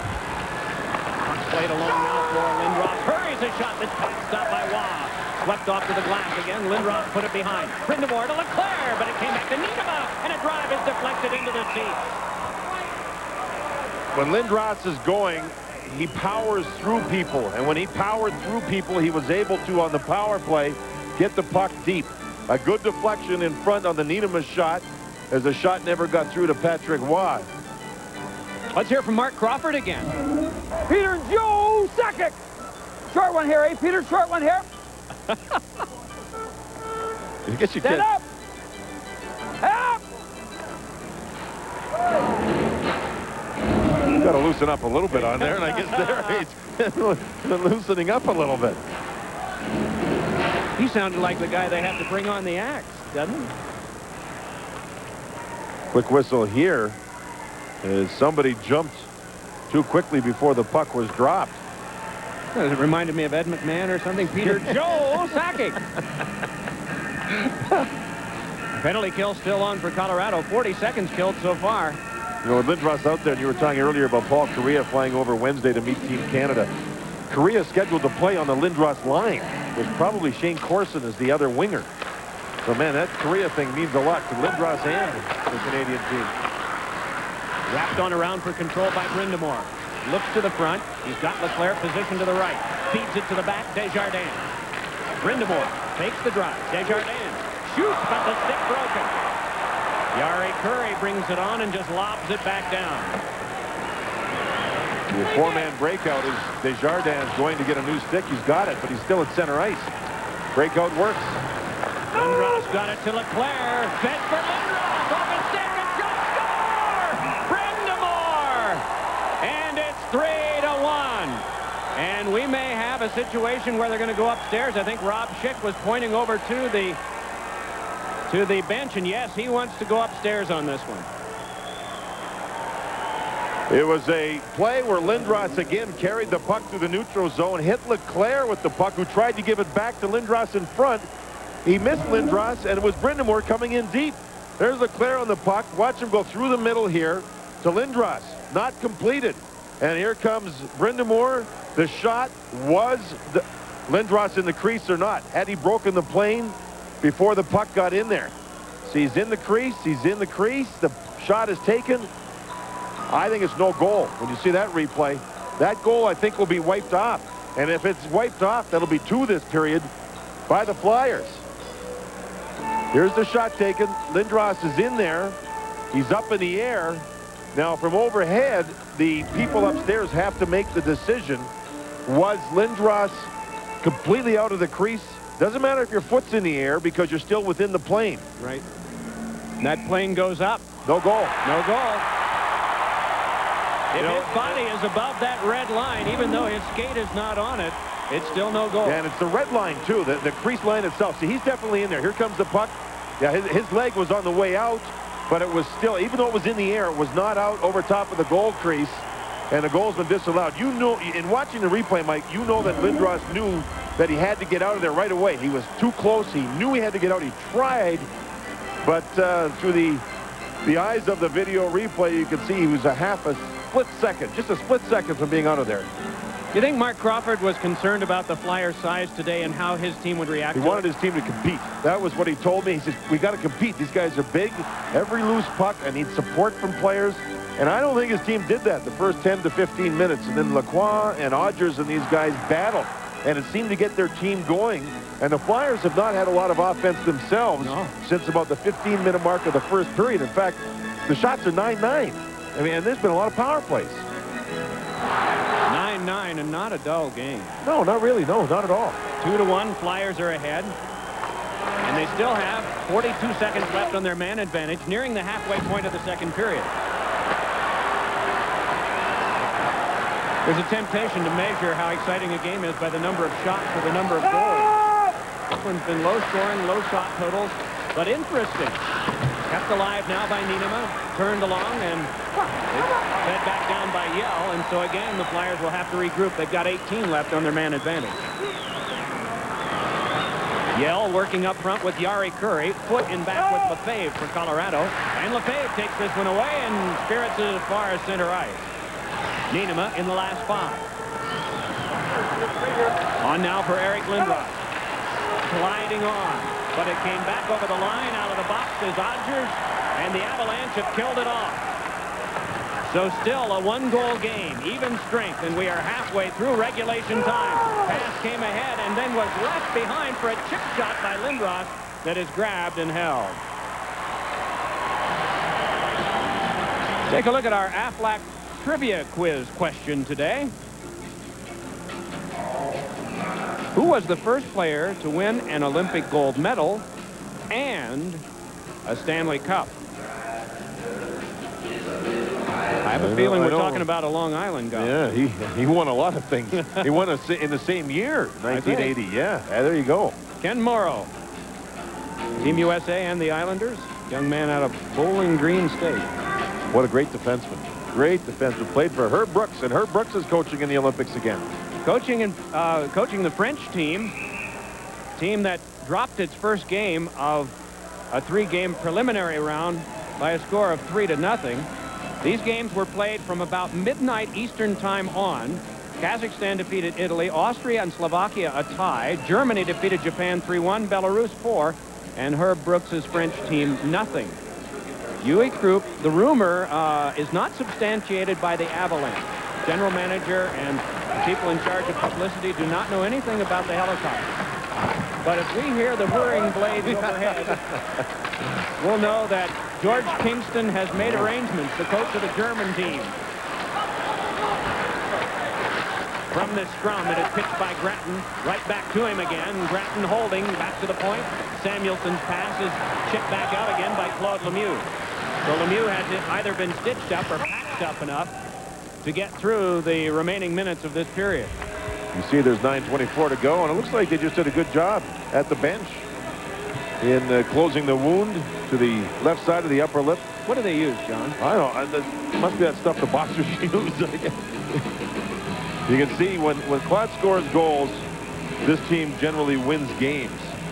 And this season, the Avalanche are 7-2-4. 7-2-4 when he scores. Now, if you think about Sakic and you think about Lemieux, if you take any two players on one team of the 26 teams and combine them for shots, Sakic and Lemieux have had over 415 shots combined. They lead all teams with two players combined. So they've got shooters out there on each line. One is Sakic and one is Lemieux. The Avalanche have only lost 4 games in 3 years in which Claude Lemieux has scored a goal. He has been so important. His battles with Hextall are legendary, going back to his days in Montreal as well as his days in New Jersey. And he's just been perpetuating it. It's not so much a physical battle as it is just waging a shot. I should say it's not a physical battle of shoving one another and doing that. It's just cranking shots that intimidate. Can he ever blast off the right wing, especially about 40 feet out at the board?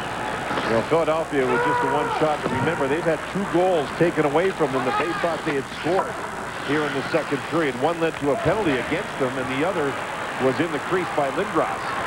Therrien plays it ahead to Joel Otto, who will join Team USA over the next 24 hours or so.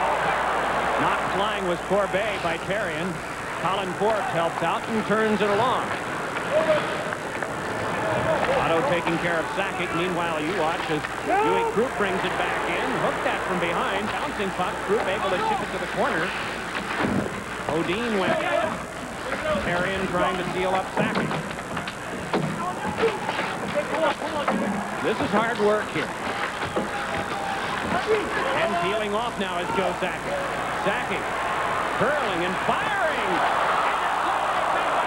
And then it's thrown high to the glass. Through all of that humanity, Sakic threw this one well wide, and Hextall failed and floundered with the stick trying to stop it. Around behind, it's fed in front, and a penalty coming up. It'll be against the Flyers. There's some forecheck work. Great forecheck. McLeod draws the penalty. The Avalanche have a power play. Hey, good win. Hey, does anybody need anything?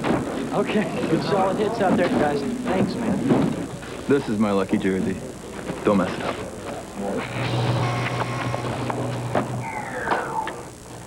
Oh, no.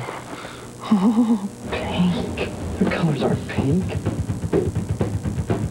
Oh, no. Hey, Bob. Have you seen my lucky sock? Today is a black day in the history of the NHL. It grieves me to report that the most noble symbol of the game of hockey, the Stanley Cup, has been stolen. Please, one moment. What kind of sick and twisted person would do such a thing?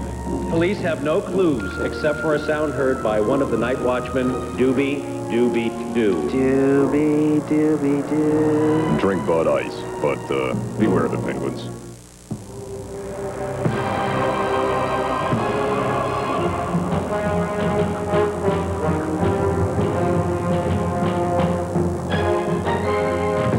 It is a test, not just of strength, but of the power of the mind. And if you complete the journey, you will be changed forever. The few, the proud, the Marines.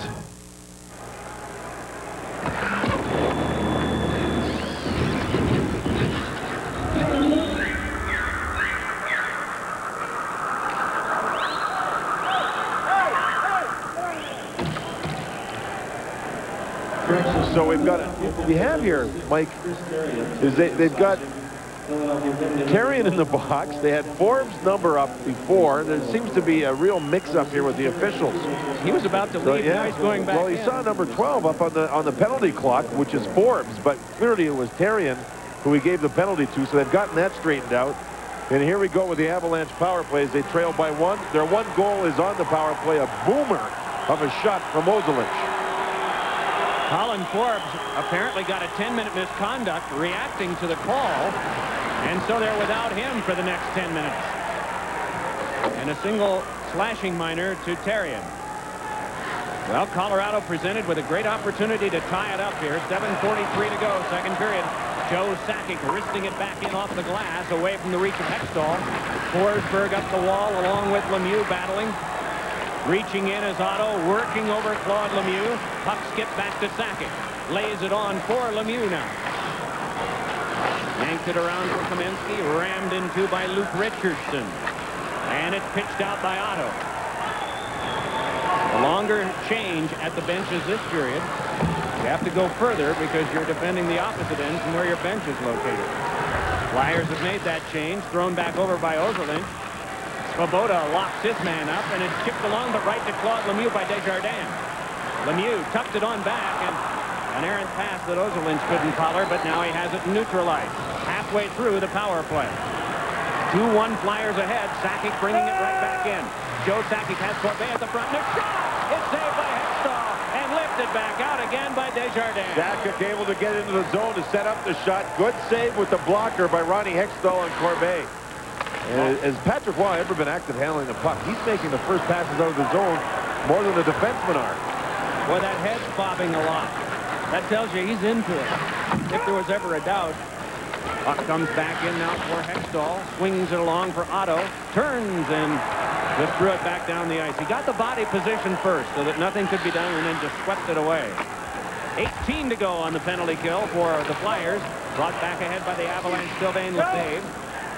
Rattled it on around, and Platt is there. And again, it's cleared back down on the backhand. We talked about it a lot in this game. Puck recovery, puck recovery. It's the key. Yari Curry looks over the traffic, tries for LaRue, and it's gathered in by Nienema and banked around. Miller to get it. Penalty time is up. Miller wraps it along for the turning Yari Curry. Curry with a pass. LaRue up with it there. Fed one that went off of Perrion, and it's picked up by Platt. That was a good play by Terrien. The Flyers ended up with 3 defensemen on the ice because Terrien had come out of the penalty box, and he picked up his man nicely. This is great. Thrown back down. LaRue throws a lot of body out there. The guy's 6'6", 246. Even on the Flyers team, there's hardly anybody that's that big. Whoa. In 1984, 2 computer scientists envisioned the impossible, a seamless network of computer networks.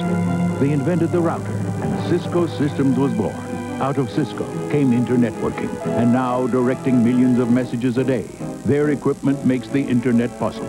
Cisco will be there as web users soar to 200 million by the year 2000. Where do you learn about companies so integrated into the future? NASDAQ, shaping the new world of investing. Flyers leading Colorado 2-1. Penalty box empty, at least of any fouls that would require a power play. 5:20 left in the second period. Stefan Yell in on the draw with Lindros, and it's back to Lefebvre for a shot. It's covered by Hextall, and play once again is stopped. Not often do you see Eric Lindros lose a face-off as cleanly as that. Stefan Yell in the first period won 4 of 5 face-offs. Let's hear from Mark Crawford again. This was an earlier time during play. Curry, LaRue, Odgers. Hey, be smart now. Be smart. Keep your feet moving. Curry, LaRue, and Odgers. Mikey's setting up the next line as the play was moving on the ice. And when he said keep your feet moving and be smart, that was directed at Odgers. Because remember, Odgers has taken a penalty here in the second period for tripping. When you trip, generally your feet are stationary. He wants his players to keep their feet moving so you don't hook and hold and trip people. Boy, this is evolving into a great battle. It is a 2-1 game. The shots for luck, but there's one that went scorching wide from Lindros. 12 shots for the Avalanche and 10 for the Flyers. 6 in this period, Colorado, and just 2 for Philadelphia. Desjardins' toss went off Lemieux. Peter Forsberg back for that. Collides there with Leclerc. Out in front for a shot that came right off of Waugh. Sent that way by Daigle. Now here's Kamensky working on Samuelson. Can't get by. Leclerc dumped it around behind. Fed back up for Alexander Daigle. Daigle with an assist in the game today. Leclerc with a goal and an assist. Eric Lindros an assist as well. Sent back across for control by Valerie Kamensky. Wrapped up again by Samuelson. Can't get loose. Brought ahead by Podine. Pitched in away from Ozolinsh, and out of his goal is Waugh. Waugh swings it, and turning with it is Ozolinsh. Ozolinsh playing it back across for Peter Forsberg, but that one just jabbed back in on the backhand by Nienema. 3 3/4 minutes to go in the second period. Nienema controlling again. Dealt it along, but it went off Brindamore. Nienema slides it across, almost in traffic. Hurried ahead by Peter Svoboda, and again, Waugh will set up to play it. Sanderson Lynch pursued by Brindamore, but he's able to get it ahead. Puck played across to Rene Corbet, given a good thump by Nienema. Puck turned over to Rod Brindamore. Nienema had his helmet stripped. Meanwhile, a shot by Klatt was knocked down by the defense. Brought ahead by Joe Sakic, hustling on, hoping for a 3-on-2. Sakic had it knocked away. A strong defensive play there by Chris Therien. Trying to dance through his Klatt. He's able to get it on for Rod Brindamore.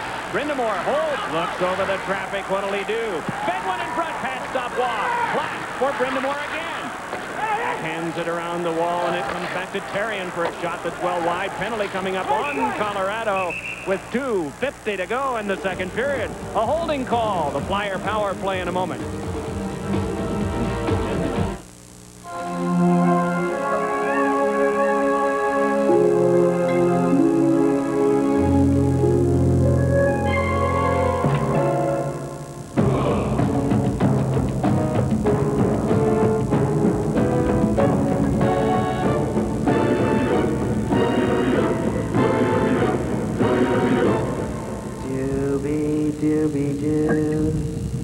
Drink Bud Ice, but beware the penguins. Honey, we won. Huh? A Sony Home Entertainment Center, a Lazy Boy recliner, and $500 for a party. Snickers is giving away the living room of your dreams. Ah. Or nightmares. What'd we win? Oh, nothing. Snickers. Why wait? Win something. What's your night?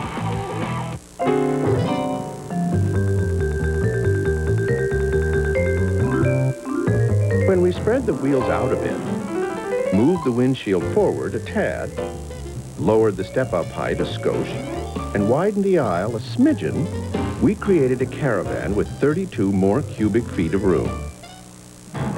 It's remarkable what a few alterations will do. Now get up to $1,000 cash back on Dodge Caravan.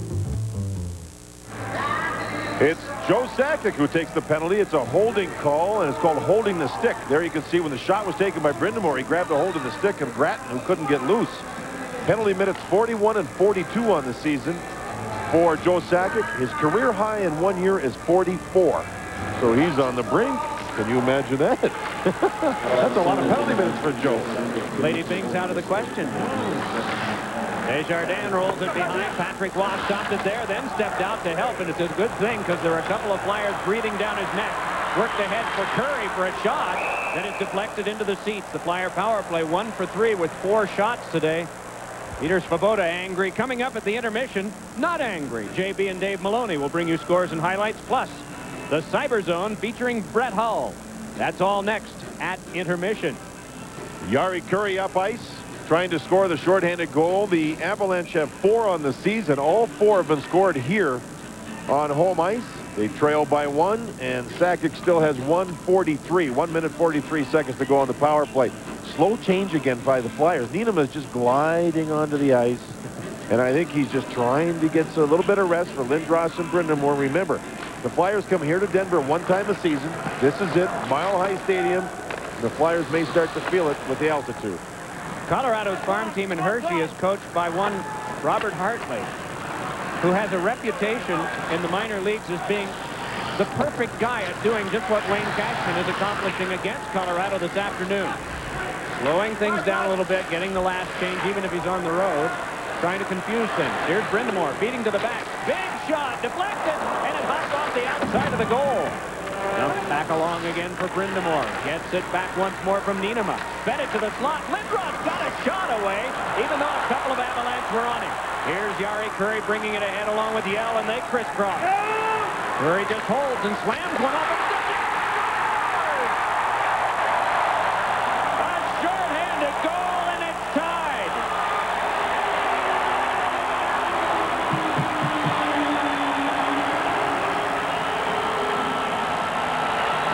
Well, they're standing and cheering here in Denver. The Avalanche move down ice, crisscross, a 2-on-2, a 2-on-3, the deflection, and with Hextall committing on the original shot by Curry, blocked by Nienema. Hextall can't recover for the shot, eventually taken by Stefan Yell. It's the 5th shorthanded goal by the Avalanche, all at home. Yell scores his 7th of the season, and we're tied up at 2 with 1:46 to go in the second period and still 56 seconds to go on the Sakic penalty. Well, it's Podine to take this draw with Forsberg. Pitch right back along again and down. Moving out with Platt ahead. Therrien's pass is on a cross for control by Day. Back to Therrien and a shot! And that one deflected wide, and skating in front was Platt. Desjardins had that one knocked away. Jammed back on by Therrien, and pivoting with it is Desjardins. Desjardins floats it on for Chris Gratton, who turned it back in. Therrien there, but it kicked off him. Played back out by Clem, and on is Forsberg. One-on-one with Desjardins. Forsberg trying to dance by. And he's taken out of the play by Desjardins. Back come the Flyers. The Avalanche had 3 defensemen on. Clem had moved up front to kill a penalty. Therrien a shot, and that went wide. And once again, Platt was right in front of Patrick Waugh. Penalty time is up. 50 seconds to go in the period. The Flyers got the first 2. The Avalanche came within 1 and then just tied it on a shorthanded goal by Stefan Yell. Lob back in again by Podine. Out of his goal to slug it along is Waugh. They try to chip further and that fails. Lobbed along by Shell Samuelson, and pivoting with it is Lefebvre. 26 to go in the period. No icing. Hextall swung it back off the glass. Kicked back out by Podine, and it's Lefebvre in the last 15 seconds of the period.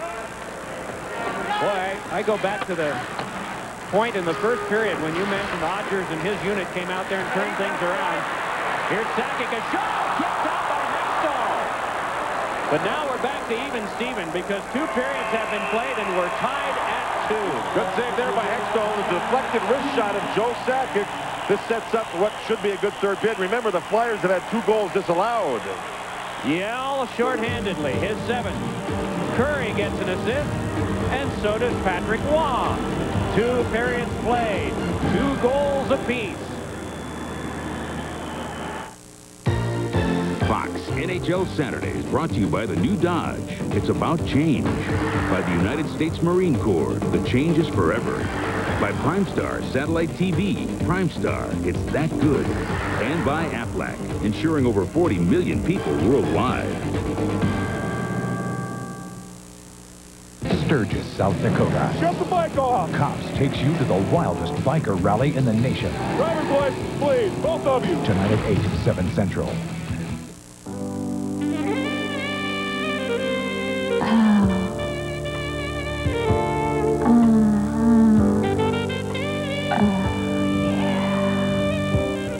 Here's a little something we think you're going to like. Sony Mini Disc, the amazing portable that lets you play mixes of your favorite music, ones that you record yourself. You know you'll want it. Yes! Recordable, portable, digital Sony Mini Disc. Make it down to Bryn Mawr Stereo and make it with MD.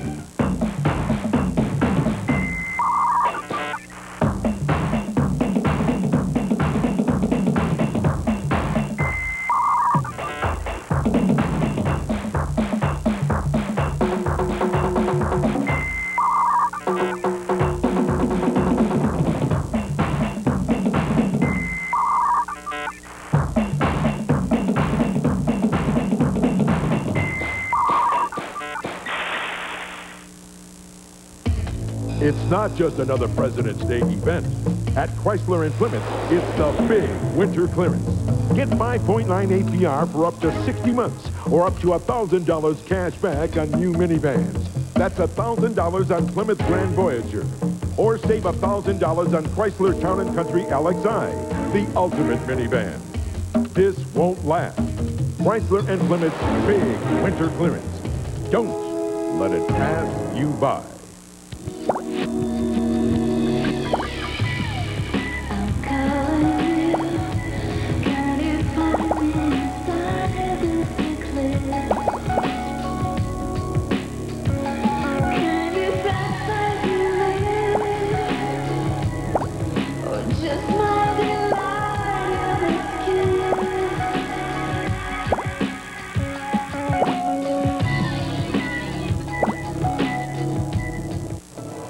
Oracles of the Mind, Tuesday on the Fox 10 o'clock news. Back here at the Fox Television Center along with Dave Maloney, I'm James Brown. LeClaire and Lindros back on the same line right now. Philadelphia all tied with the Avalanche 2-all. Let's go to the Kiel Center, and Chris Chelios and the Chicago Blackhawks visiting the Stars. Here we go, a little old leaned Verbeek sandwich on Chelios. Now watch them play with the stick. That's your stick, my stick. There's your stick. Get out of here, stick. In the meantime, Krivo Krasov is going to get stopped right here by Turek on an off-footed slapper. Turek in pretty good position. Now Patty Verbeek will get his 17th of the year right there. Dallas up 3-1. Dallas has outscored Chicago 12-1 this year. Brett Hall's Blues on top by a goal over the Red Wings. 19 seconds apart, but let's go to Long Island right here. In the first period, Miller is going to beat Roger a little out of position, too far right, but the Devils are a very good hockey team. They need to score, and they do right here. Off the cycle, Patrick Elias will knock in a tip from Gilmore right there, 1-1. Doug Bodger will come, watching the lower part of your screen. Right there comes the pass. A slapper by Bodger acquired earlier from San Jose. He gets his career 100, beats Salo on the short side. Brodeur, 12 victories in 15 decisions against the Islanders. Hey, Hanson Carter streaking down the middle of the ice, but bested by Trevor Kidd. Now, it's a bit of a scrum in front here, and Dmitry Kristich is going to find a loose puck. Got to take the bodies out. Carolina, you can't let them stand around in front. In the meantime, Carolina tied up in a nice one-time slapper. Carolina needs this guy to score like this. It's only his 12th. Jeff O'Neill. Carolina Hurricanes tied at 1 in Boston. LA Kings 8-1-1 of the last 10 games, up by a goal over the Mighty Ducks, and the Maple Leafs 1-0 over the Florida Panthers. When we come back, one of the best pure scorers in the NHL, Dave Maloney loves him. In the cyber zone will be Brett Hall. Cindy Crawford for Kay Jewelers. This Valentine's Day, give a gift from the heart. Diamonds from Kay Jewelers. Tell her she means the world to you with a diamond heart pendant. Prices start at just $99.95. This Valentine's Day, just say Kay. I got a special treat for you. Thank you, Mommy. You're welcome. Now, don't be late, honey.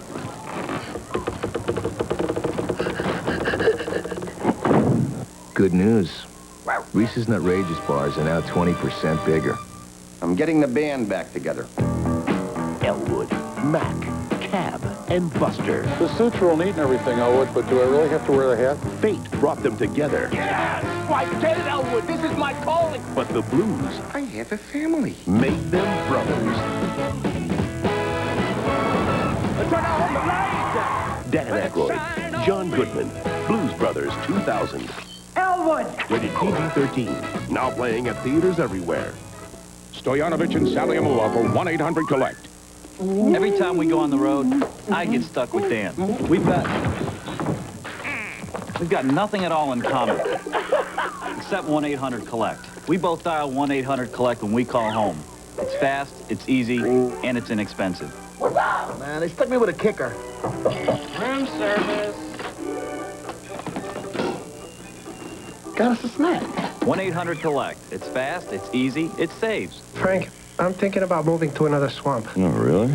I'm just not comfortable living in a swamp where assassination attempts are taking place. Every loon with a vendetta, every snake with a sinus headache frightens me. Hey, snap out of it, Louis. Everybody knows it was you. Oh, Frank, I had no motive. I love Budweiser, and I love the frogs. Oh, yeah, you're good buddies. I forgot. Excuse me, if you would remember last summer, I invited them to that barbecue. Yeah, well, Louis, you wanted to cook them at that barbecue. But at least I invited them. Oh. You wouldn't have invited them at all. It's your own little world.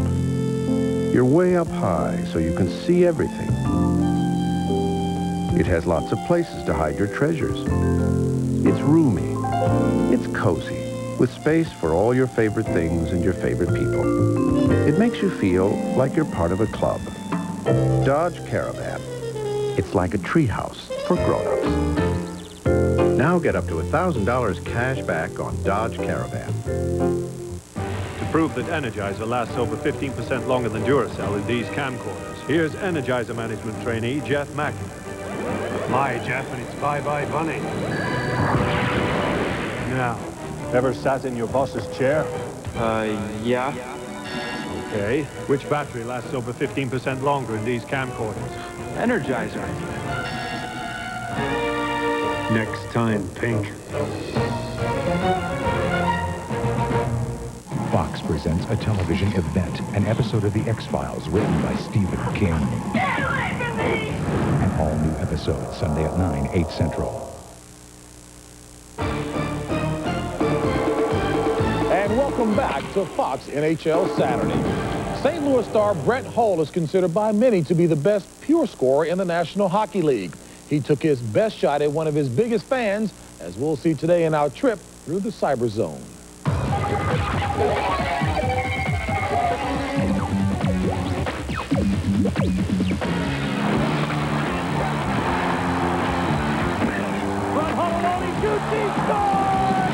Well, my name is Drew Schafering. I am here today to meet my favorite NHL superstar, Brett Hull, and to hopefully stop one of his slap shots.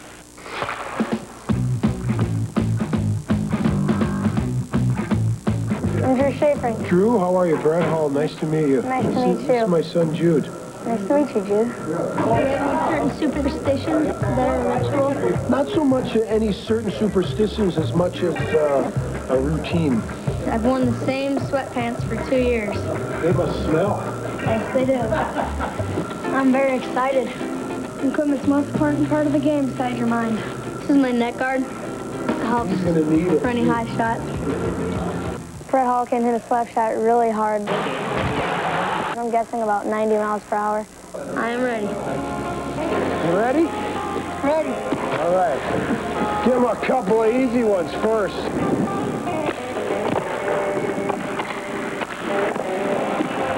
It's tough. Oh, unbelievable. You're lucky you're wearing that neck guard. Woo! My shooting percentage has now gone to a measly 1 against you.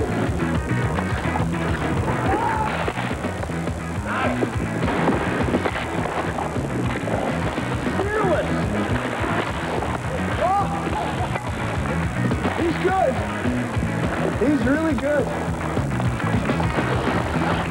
Just a kick saving a beauty he just made.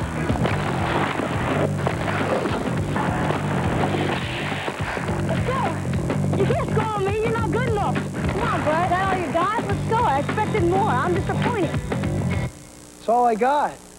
We got a future NHL goalie right here, I can tell you that. All right, Drew, a goalie who can back up his talk. All right, folks, next up for Brett Hull, he'll take his best shot at a gold medal with Team USA. And Fox NHL Saturday continues after this. There's no hockey game tonight. The players are in Nagano. And what's that music?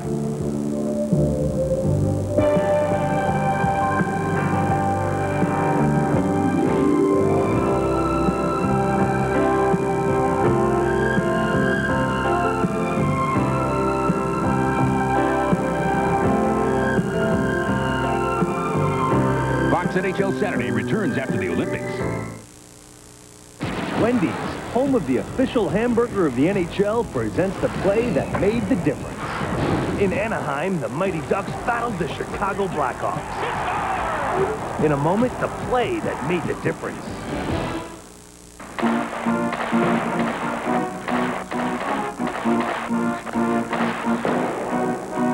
Had enough?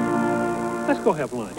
10 Big Bacon Classic combos. Now at Wendy's, play the Go for the Goal game. There are millions of prizes, cars, cash, great hockey stuff, and great food. Pretty good in the nets.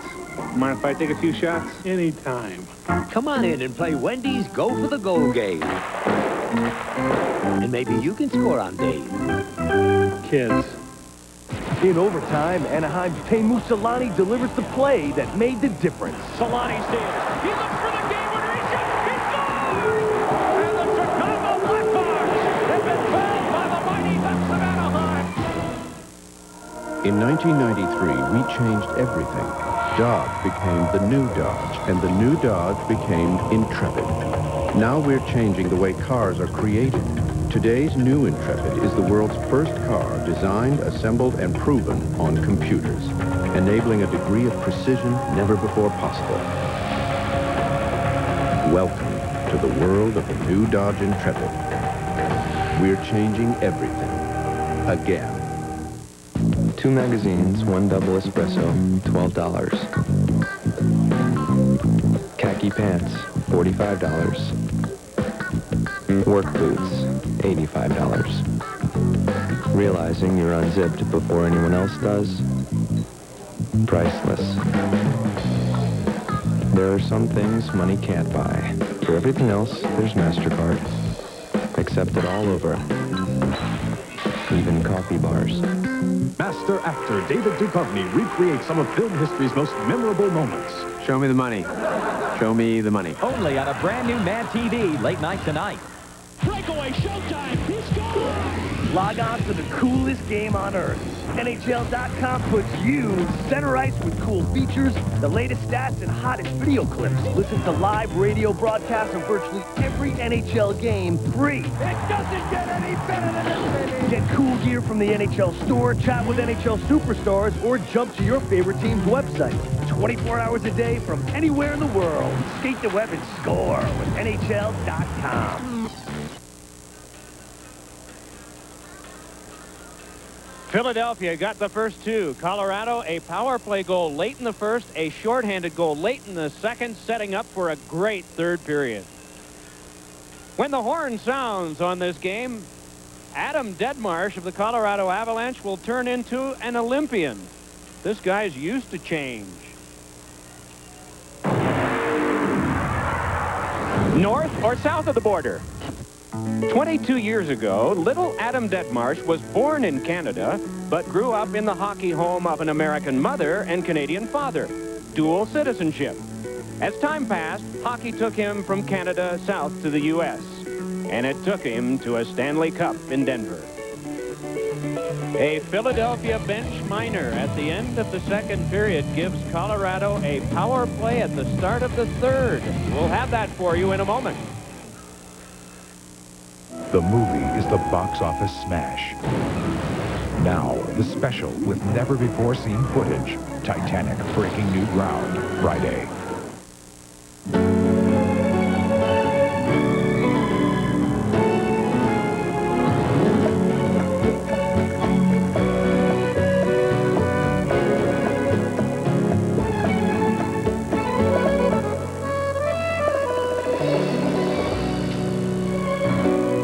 Yo quiero Taco Bell. Right now, get a crunchy, cheesy Mexican pizza for just 99 cents when you buy a large drink. Taco Bell. Want some? Ever wish there was just one more seat in first class? So did we. TWA introduces Trans World First. Our new expanded and enhanced first class. We've added your seat and hundreds more. 60% more seats in all. So more of you can enjoy all kinds of new first-class perks. Like freshly baked Mrs. Phil's cookies, Ambassador's Club privileges, and more to come. Now it's all here with your seat on Trans World First. From Trans World Airlines. We want to be your airline. And now for some real presidential news. Don't wait for President's Day to get a great deal on a new car. Right now, during Nissan's annual pre-President's Day sales event, get a well-equipped Nissan Altima for just $229 a month for 39 months with an initial payment of only $999. That's a great lease rate on the 4-time Consumers Digest Best Buy. Visit your Nissan dealer for this $229 a month Altima lease deal today. Nissan's pre-President's Day event ends February 16th. To cure the winter blues, come join the party at Baltimore on Ice. We're celebrating all season long with exciting events, activities for the whole family, and special rates on hotel packages. So call now for your free bargain-filled travel planning kit. Then shake off the blahs at Baltimore on Ice. It's just what you need, just when you need it most. For all today's highlights and scores, watch Sports Sunday tomorrow on the Fox 10 o'clock news. You're watching Fox NHL Saturday. Fox NHL Saturday is brought to you by Wendy's Big Bacon Classic Cheeseburger. You can taste the difference fresh makes. By Kawasaki Jet Ski Watercraft. By the new Dodge, it's about change. And by Rogaine Extra Strength for men. These two teams are tied at 2. We're about to go into the start of the third period, and Colorado will get a power play. I think Philadelphia got frustrated knowing they thought they had scored 2 goals during the second period that were disallowed. And at the time, it was 2-1 in their favor. It would have been 4-1. Colorado since came back and tied it up. And as we start the third period, the Avalanche go on the power play. They're 1 for 5 so far. And I know these are only numbers, but Colorado tied after 2 periods. 4 wins, 1 loss, 7 ties. That's pretty one-sided. The Flyers, by the way, tied after 2. 5 wins, 4 losses, 4 ties. And again, as we mentioned, the power play will go to Colorado to start this third period. Let's take a look at the Bud Ice game summary. 2 goals disallowed, 2 goals scored by the Flyers. The big line: Daig, Lindros, and Leclerc with a goal and 3 assists. Sandis Ozolinsh with a power play goal. Stefan Yell with a shorthander. This is probably what triggered the bench minor. Wayne Cashman letting Rob Schick, the referee, hear it as he left the ice. And Schick looked back and then turned and immediately spoke to the penalty timekeeper and handed it out. And remember, Forbes was given a 10-minute misconduct, so Rob Schick has been not what we'd call tolerant. Forbes sitting there on the left, finishing off the 10-minute misconduct, and Daig is over there to serve the minor penalty to the Flyers that they were given at the end of the period. The bench minor at the 20-minute mark, and the third period begins with Chris Therien controlling for the Flyers. Well, you have to think, in the way this game has shifted from the latter part of the first period, that this is a significant kill for the Flyers. It is the third period, and we have mentioned the altitude. Flyers only come here once a year. The past 2 times, there have been ties. There have been no other times. Forsberg hands it to the back. Ozolinsh back to Forsberg. Forsberg tried to angle one in front, but it went off of Podine. Dumped back to Forsberg again. Some sparring at the front of the net. Lemieux is there. Ozolinsh the shot, and it's kicked off of Sakic. Played back along by Podine, and then second effort, he's able to get it back down the ice. The Avalanche got 2 people in front of the net. There's Patrick Waugh again. Man, he's setting up these breakout pattern all the time. Ozolinsh went to center ice and just stood there waiting for Waugh. That's a set play by the Avalanche to move the puck up ice quickly on the power play. Waugh with an assist on that second goal, the shorthander. And it's cleared back down by Clapp. Eric Lindros out in the penalty-killing role. Waugh had some trouble. Lindros up with it. Lindros just cruises and goes for escape with it. And plays it to Hextall, who swings it to Samuelsson. Pretty effective penalty kill. As Lindros circled at the circle, here's Detmarsh coming in and trying to cross. He lost the opportunity as he had to gain possession of the puck, so he did the next best thing, and it was very effective. Way back along now through Luke Richardson. Detmarsh turning. Desjardins battling. Pestered from behind, and the puck squirted loose to be cleared back out by Podine. Earlier today, we were talking about the 9 Avalanche and 7 Flyers who are going to be headed to the Olympics. Well, there are 7 guys who wear stripes that are headed over there, too. 7 members of the NHL officiating staff will be going over to participate in the Olympic Games, as well as officials from other countries. This one went off Brind'Amour. Stepping to it was Leroux. Back to Rod Brind'Amour, but that's hoisted away by Eric Lacroix and touched by a high stick. So 2:11 gone in the third period of this 2-2 tie. And a good penalty kill by the Flyers. A good job in front by Desjardins in particular. And then Eric Lindros kind of took charge and just what they call ragged the puck. Skated around, took control of it, didn't panic, and the Flyers did a nice job. Interesting to see the Avalanche use their set plays. When the Flyers changed on the penalty kill, when Waugh was about to handle the puck, one of the Avalanche would go right to center ice by the penalty box and wait there. And Waugh would fire the puck up, and then they'd move the puck up ice as quickly as possible as the other team was changing. See, Pierre Turgeon and Doug Bodger have goals for their teams today, and St. Louis back ahead of Detroit. Moving along with it now is Sakic. And Sakic emerged from a pair of Flyers and threw a shot wide. Joe Sakic again. Puck sent behind and is taken by the pivoting Bodgers around behind for Leroux to Sakic in front. 2 shots, and both of them saved by Hextall. A nice play by Leroux. Did he show some strength on Niederma to get loose? It is Brind'Amour.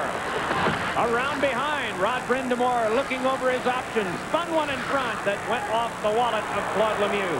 Picked up now and brought back out by Huey Krupp. Big drive. Pass stopped by Hextall. Boy, was he ever strong as Sakic was right out in front with a beautiful pass. 2 quick chances. Waugh feeds it back off. Lacroix tipped it back ahead. Brought on now by Odgers. Controls and shoots. And a save made by Hextall as he skidded back to the line. He's trying to skid back towards the outside of the net to make sure the puck is over the goal line. Oh, baby.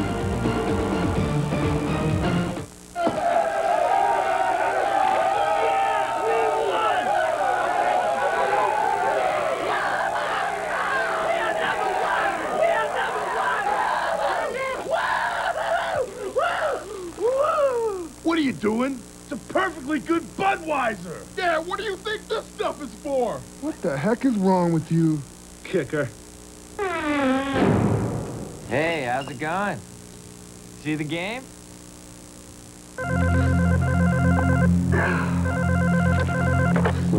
What? Jake, I didn't know who to call. We've been hacked. Hacked? How? Over the web. They broke into the R&D server. Who? We don't know.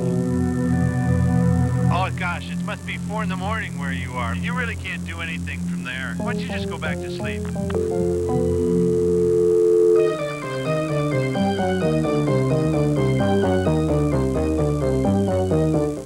Do I hear 2,000 for a date with supermodel Jennifer? 2,000. Is your dandruff sending the wrong signals? Sold to number 10 for $2,000. Get Selsun Power. Doctors recommend Selsun Blue #1. So don't send the wrong signals. Get Selsun Power.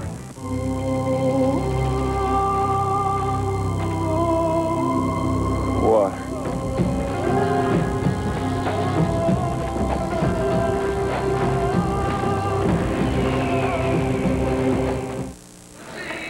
My erstwhile partner, an old goalkeeper, has a suggestion for Ron Hextall out of this play.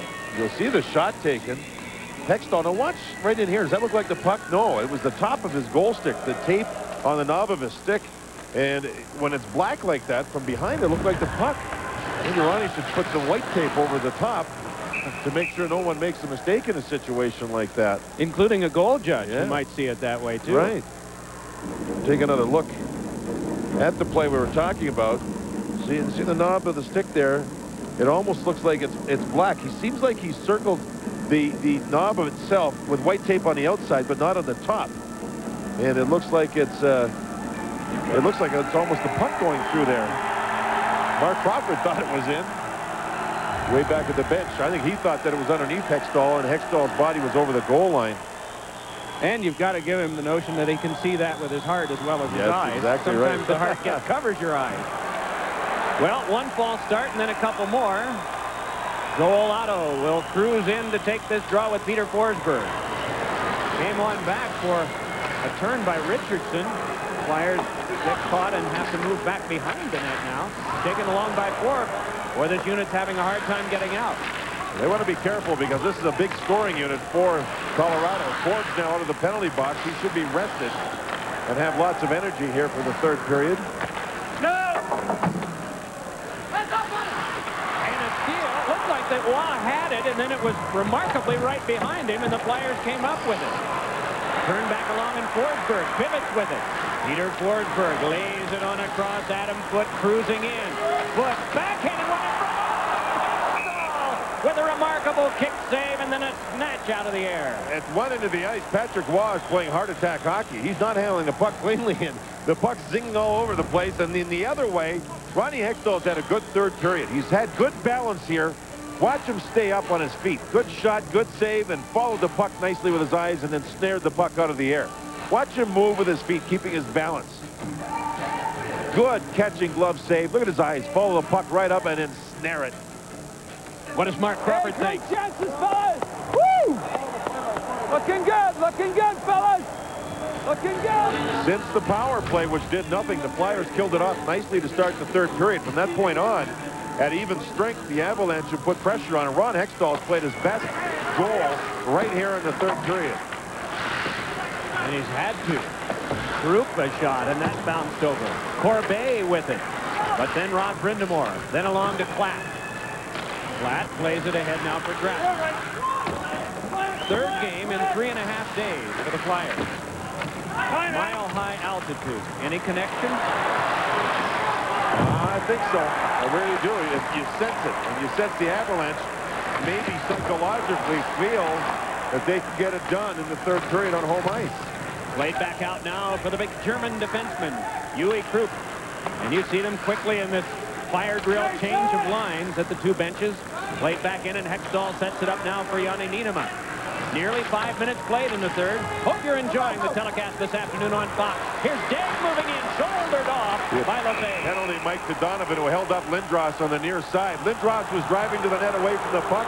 The stick was in his midsection, and Schick makes the call. I started with the original Rogaine. I wanted to fix this, and Rogaine was starting to work.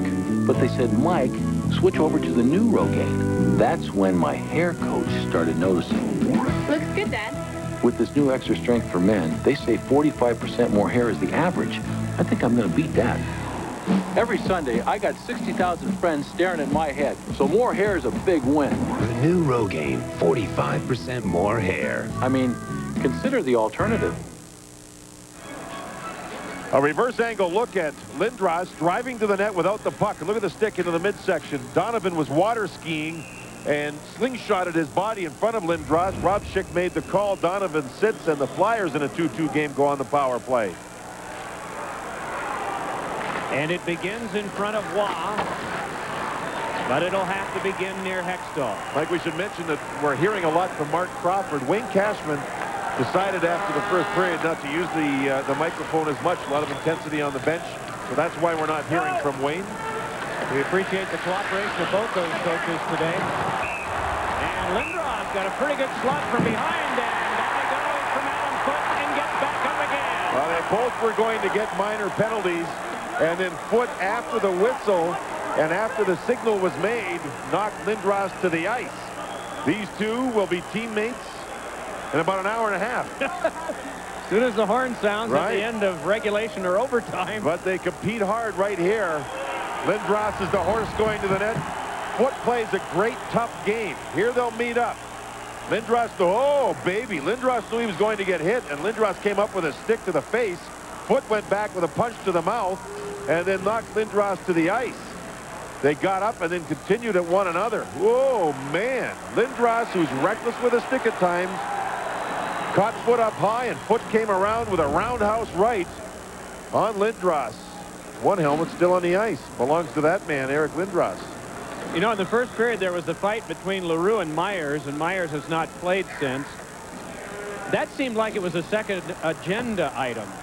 The game didn't really pick up physically until the latter part of the first period, and it's just evolved into something even more fierce as we've gone on. Not a lot of shots, but we've seen a little bit of everything.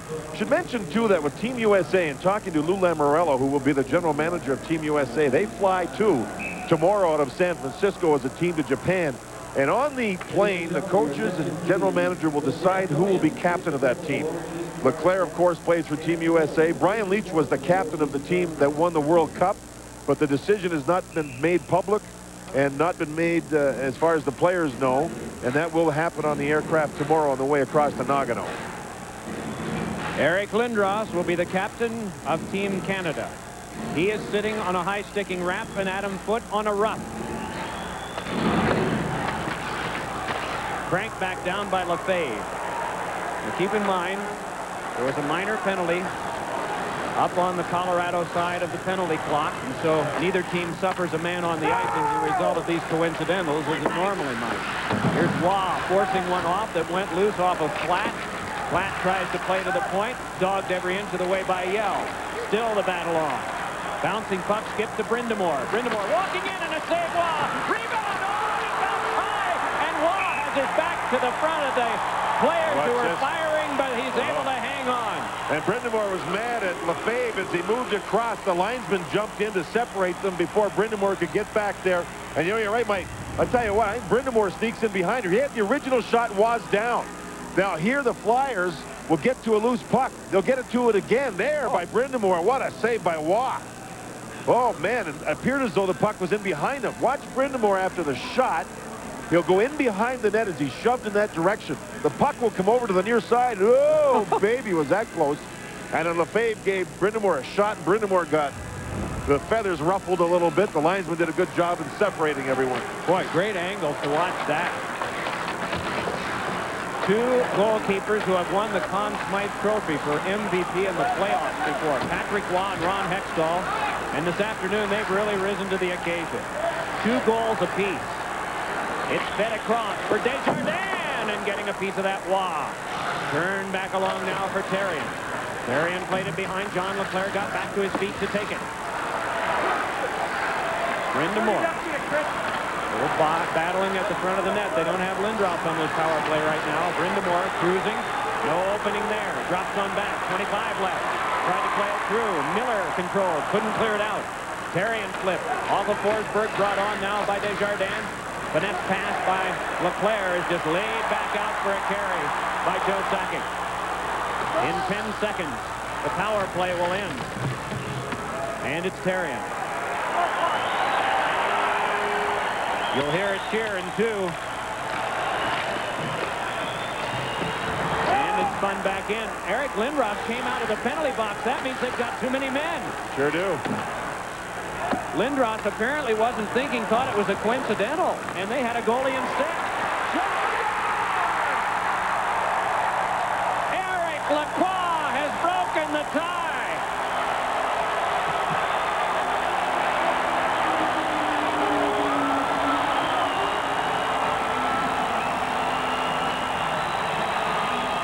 Lacroix had a slow start to his season, but he's been hot recently. He gets his 13th goal. The Flyers had too many men on the ice. The Colorado club move up ice, gain the line, and you can see right through the legs goes the shot of Lacroix. Lacroix had to shoot. He was about to be shoved off to the side of the ice. He couldn't go to the middle. There's the shot, and Hextall was moving, and the legs were open. Here's a reverse angle look at it. A good look at the hole. In fact, the puck may have ricocheted off the inside of Ron's pad. And it's 3-2, the Avalanche lead for the first time. Corbet and Donovan get the assist at 7:18. And I think there's going to be an additional penalty coming up to Philadelphia. Lindros left at the same time that could be that the Donovan did. Now, he's not supposed to leave the box. Well, he may be going right back in. Yes, he is. They had too many men. It's a penalty for leaving the penalty box prematurely. You called it, Mike, and you can see Lindros coming out of the box. He's not supposed to. And you can see the Flyers, 1, 2, 3, 4, 5, 6 jerseys out there. And even though that happened, back the other way, the Avalanche able to not only get through all the Flyers as they were spread out with too many men, but also score the goal. And now, well, there are 2 options here. Either they can send Lindros back to the penalty box. If he was allowed to come out by the timekeeper, then there's no penalty. It is simply a case of him having been dismissed early. So there may not be a penalty. Right. And that looks like the case. And he has to wait until the next whistle to be able to come out of the box. So it may have been a case where the offense official let him out. Thus it would have not have been his fault. But it did throw the Flyers off, and Therrien, spotting the situation, left the ice at the time. And then you saw the Colorado rush. Right, and it was that side of the ice. Here's a toss to the net, and Waugh was way out, but he had enough of an angle. And I think it's time for a timeout for both squads, don't you? Man. The net is your engine. The puck is friction. And we're the guy with the mask and big pads. Introducing 3 new high-tech synthetic oils from Quaker State. Specially formulated for the vehicle you drive and the way you drive it. For superior engine protection. Quaker State, official protector of the NHL. Get cool NHL stuff when you buy Quaker State from the Quaker State NHL Cool Collectibles catalog at participating retailers. They created their microprocessor in 1971, and the faster their chips have performed, the faster their company has grown. Today, the Intel design is the brains behind the majority of the world's PCs. By the 21st century, their chip could execute 2 billion instructions in 1 second. Where do you learn about such fast-thinking companies?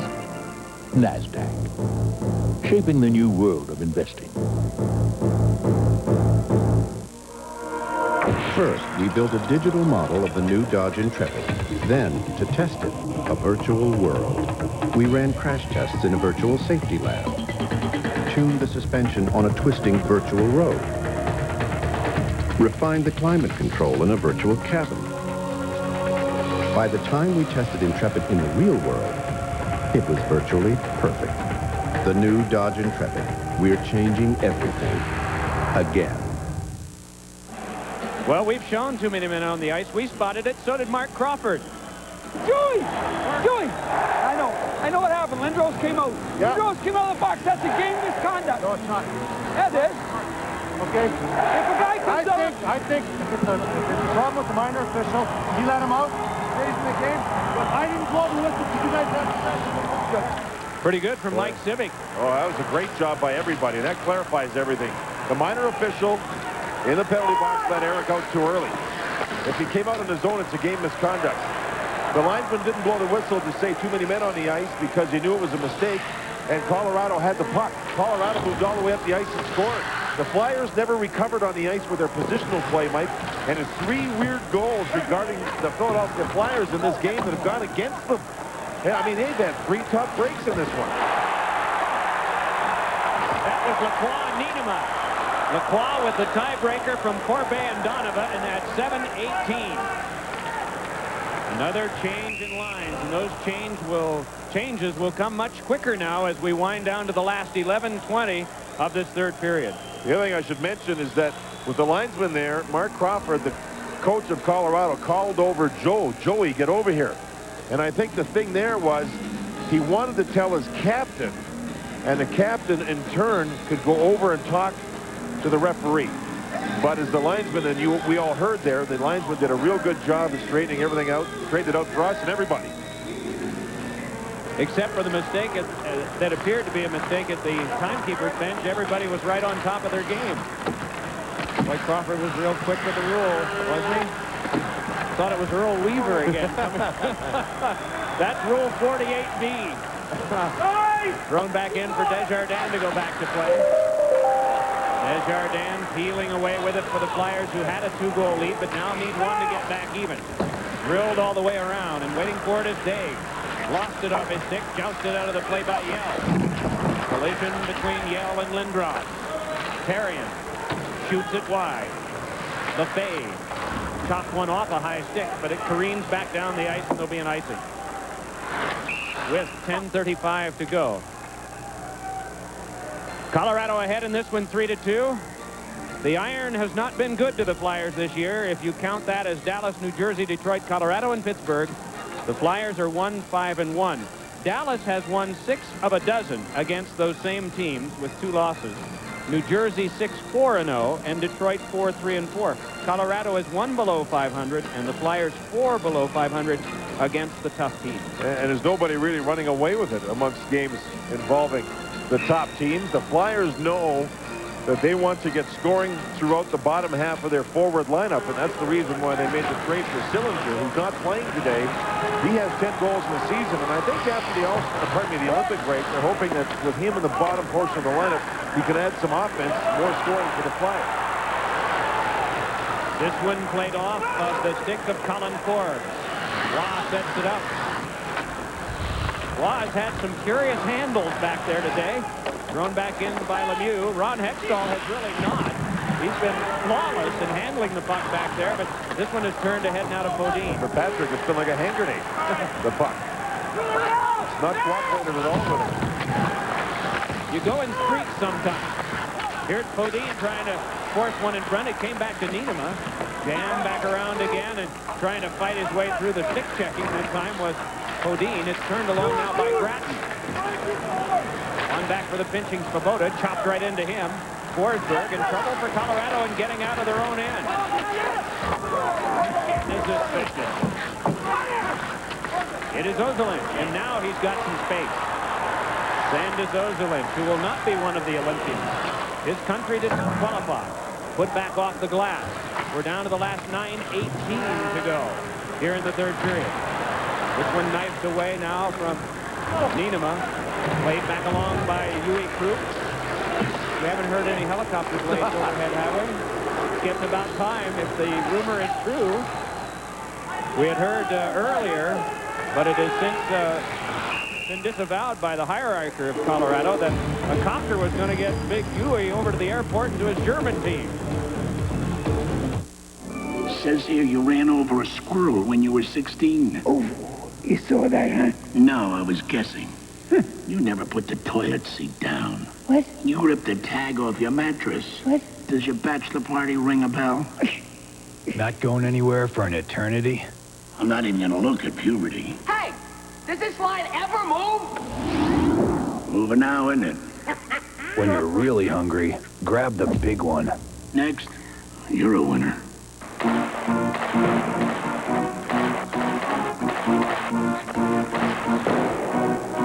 Had enough? Let's go have lunch. 10 big bacon classic combos. Now at Wendy's, play the Go for the Goal game. There are millions of prizes, cars, cash, great hockey stuff, and great food. Heard you pretty good in the nets. Mind if I take a few shots? Anytime. Come on in and play Wendy's Go for the Goal game. And maybe you can score on Dave. Kids.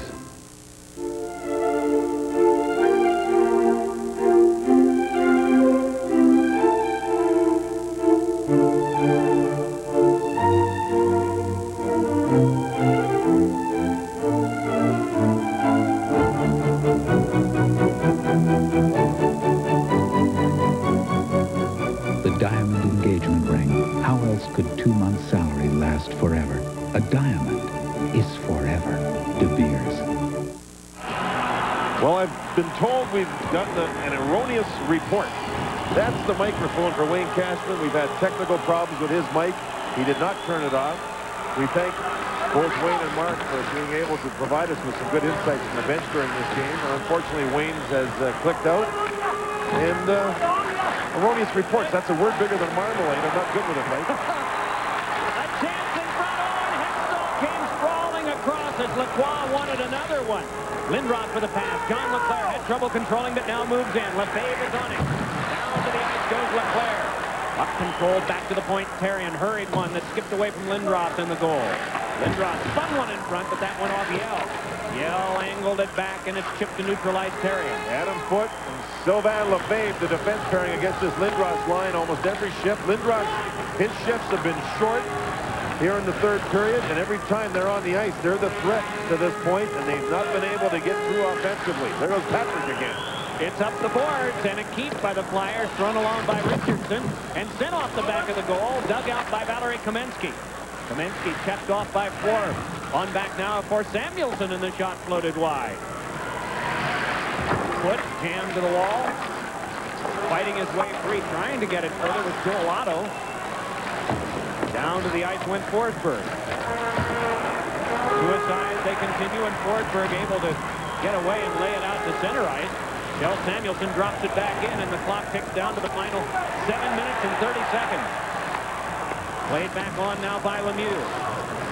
Svoboda ahead. Svoboda angled back on for Grattan.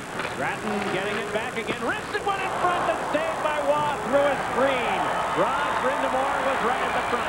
Sakic trying to shove his way through and can't do it. Stalemated by Peter Svoboda. Nienema with the pass. Brindamore tries for Grattan. Follows it up again.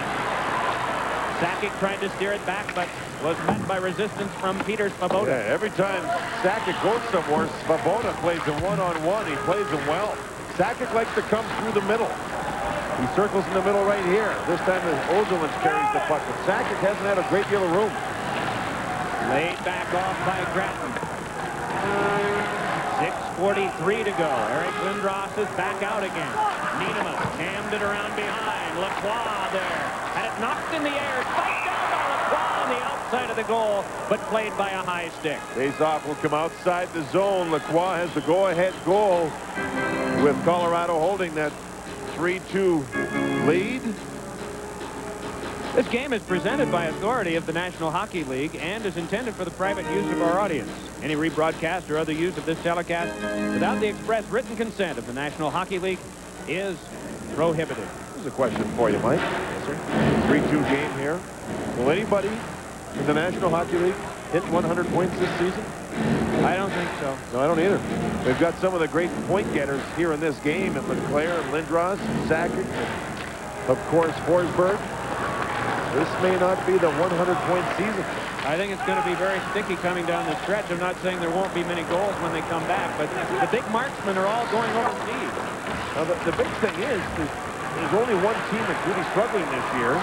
That's Tampa Bay. So it's hard to score goals because most teams are decent teams. And they can play a defensive style, which they're going to have to down the stretch to get the points, or at least prevent losing points. They'll need to make the playoffs.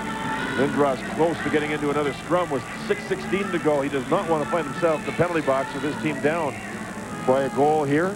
Patrick Waugh does that head bob thing. At one time, he said it was to just get the sweat out from underneath the mask. But he's got more superstage. Twitches all over the place. Shoulder, chin, right side of the cheek. Look at this.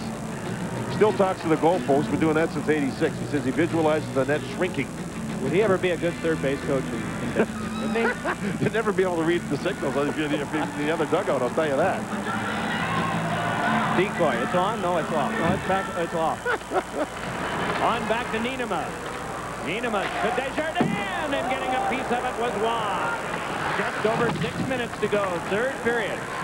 Two of the Titans in the NHL in a close quarter battle here, 3-2, Colorado ahead. Back along for control, back out by Stefan Yell, and back down it'll go for Desjardins to take the tap from Hextall. Another change down to the last 5:50 to go. Racing ahead is Desjardins. Pivoting on in, but in early was Otto, and so an offside call. Last week you'd mentioned that the general managers were considering and strongly favoring the notion of 4 officials. It's looking even more that way. Yeah, I think we'll see 2 referees in the league next year, along with the 2 linesmen. My thought would be for the referees to be guys that work in tandem. Generally, the linesmen work together game after game. Who would Rob Schick work with, and would they be able to work well together? And I think it'll lengthen the careers of the referees. There'll be less skating for them. Stuff behind the play would be caught, I would think. And, you know, it's something for the NHL to do this. It's going to cost the NHL a lot more money, more officials. And also, when this collective bargaining agreement expires, there's about 15 referees that were scheduled to retire. So this will, I would think, give guys a longer career, hopefully. They are the best. They used to factor a referee would skate 7 miles a night. That mileage will have to be shortened now because they're going to work different zones rather than going end to end and trying to pivot out of corners. There'll be a trailing official, so less skating. Well, as long as they're not paid by the mile, they'll enjoy it. Rob Schick working this game this afternoon on the day of the final set of games in the NHL before the break of 17 days. The players who are not going overseas will have 8 days without practices, and then mini camps begin. But you see Don Henderson, whose brother Archie played in the NHL as well as the International and American League, and very colorfully so. Don Henderson working the lines here with Mike Stivic today. Puck floated right into a man and forced in front by Otto, but it careened behind. Dug out along the wall by Colin Corp. I like this line a lot. That almost cost Patrick Waugh a goal. He got caught over there again. And this checking unit of the Flyers very nearly tied it up. It is Kruk playing ahead now for Kamensky. Sidesteps one. Nearly run to the ditch by Richardson, who wiped out after a bump. John Clem patrolling on defense, and then he's smeared by Grattan. Zubrus controlling in. Zubrus tried to center. Lifted along and out of play at the Colorado bench. Nearly gonged the backup goaltender, Craig Billington.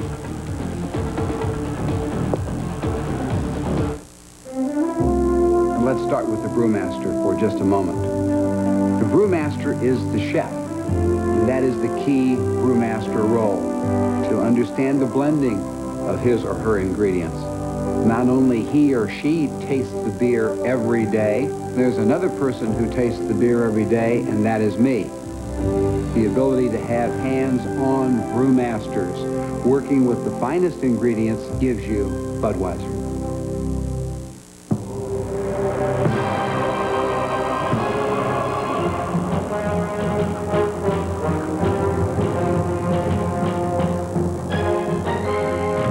It is a test, not just of strength, but of the power of the mind.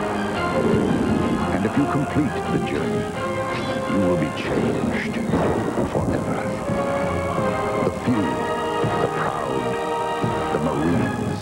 Hi, my name is Sierra, and this is my very own Gateway commercial. Hello, welcome to South Dakota. If you want to buy a computer, call my mom. She's right back here. Hi, Mom. Hi, Sierra. She knows a lot about computers, and she's really nice. Pentium 2 processor and monitor for under $2,000. She really is nice. You betcha. You should call my mom. Gateway computers feature Intel Pentium 2 processors. Give us a call. You've got a friend in the business. Tonight, Cops tackles the toughest cities in America head-on. First, Sturgis, South Dakota, for the wildest biker rally in the nation. Then it's on to Las Vegas. 2-hour Cops Marathon starting tonight at 8, 7 Central on Fox. Sturgis, South Dakota is a tough town. Double shot and a save made by Waugh. Tipped back ahead to neutral ice. Flyers won the draw. They're winning a lot more face-offs now, especially Lindros. And a quick change in the fly. They got Svoboda back on the ice because Sakic's out there. And Sakic has had trouble getting past Svoboda. Dubras tried to hop through, went down, still playing Gratton. Gratton put one off a skate, but it's lifted along by Miller. And the Flyers retreat as we're down to the last 4:13. Third period of play. They trail in the game 3-2 and a beat. Check by Hextall on Deadmarsh. And so it's Foot going back. Brought in by Deadmarsh again, laying it on for Sakic. Turning with it, though, is Perrion. Under 4 minutes to play. Providence College defenseman brought it back out, and it's scaled back in once more by Lacroix. And so Hextall gets them set again. Lindros just looked over. He wanted to know if it was icing. The linesman gave him the signal. And play continues. A change in direction. Hextall got a piece of that. Desjardins stepping to it.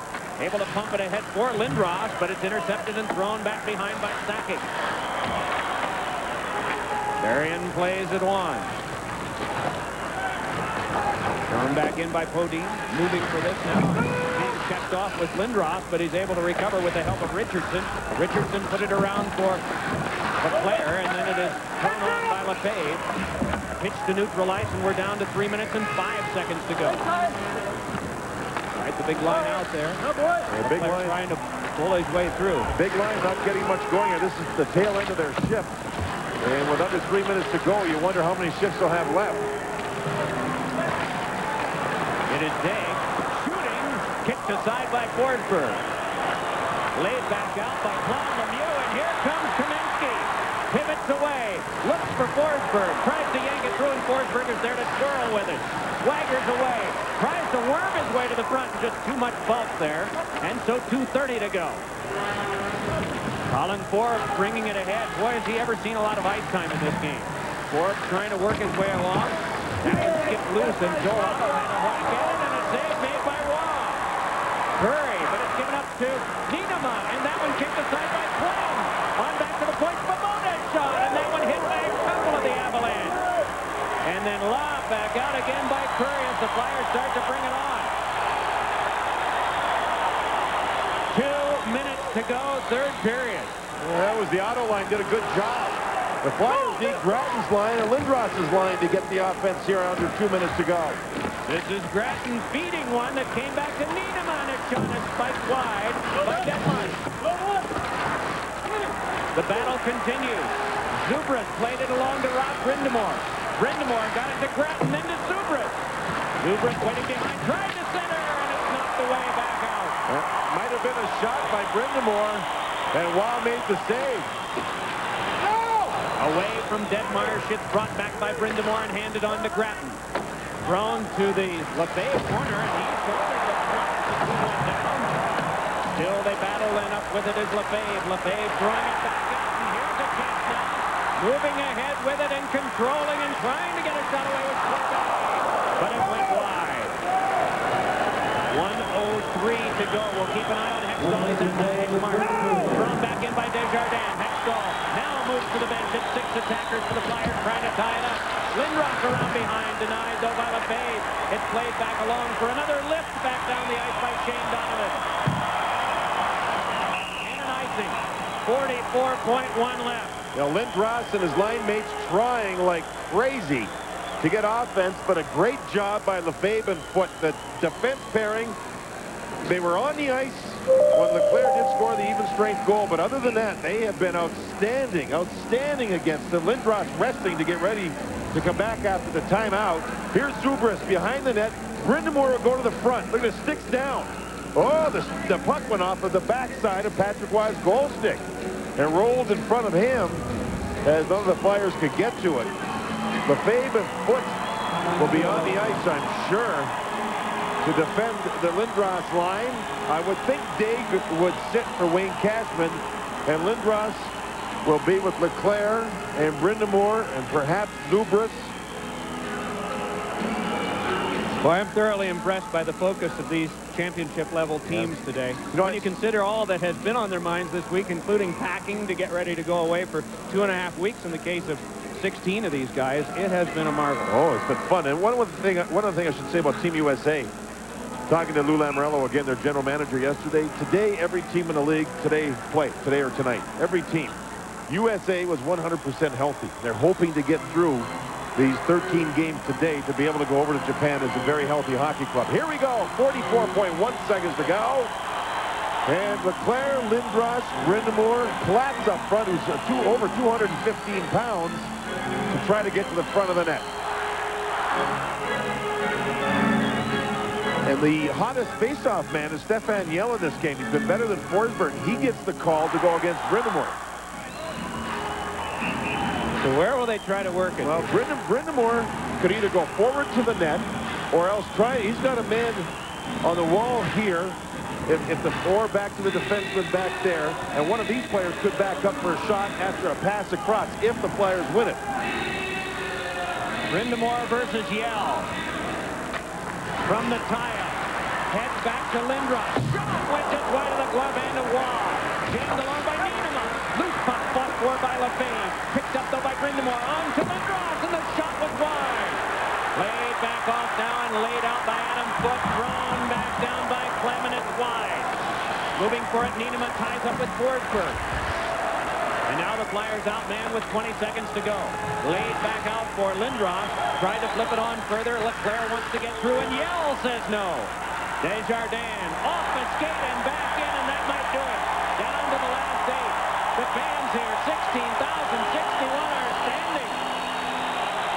Thrown back to the corner, watched by Roy, and it is over. 4 consecutive home wins for the Avalanche, as 9 of their number go over to Japan. The rest get some time.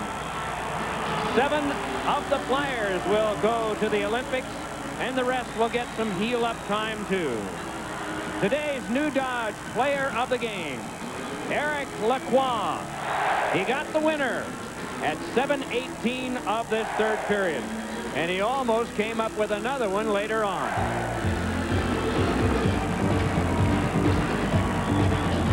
James Brown, Dave Maloney. We'll be back in our studios following this important message. Our final score, 3-2 Avs.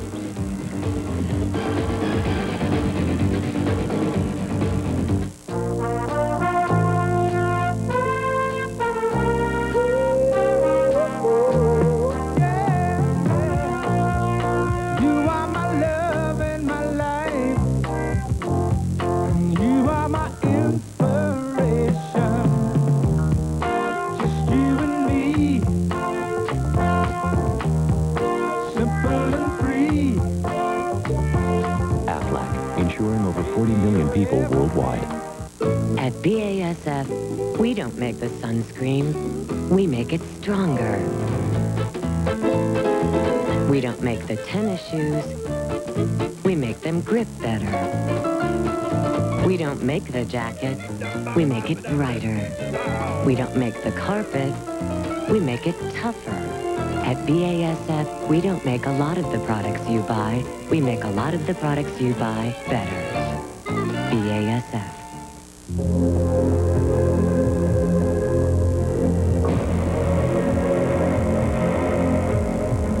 It's about time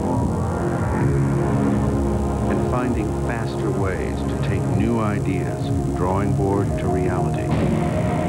It's about the search for methods to make machinery last longer, or make a long drive seem shorter.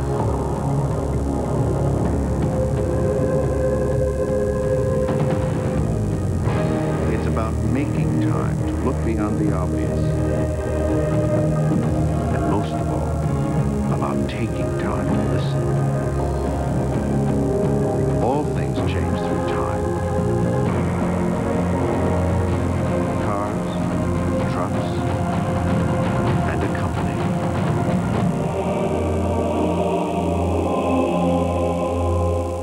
A network television premiere. Don't be alarmed, we're Negroes. Two cops, too close to the edge.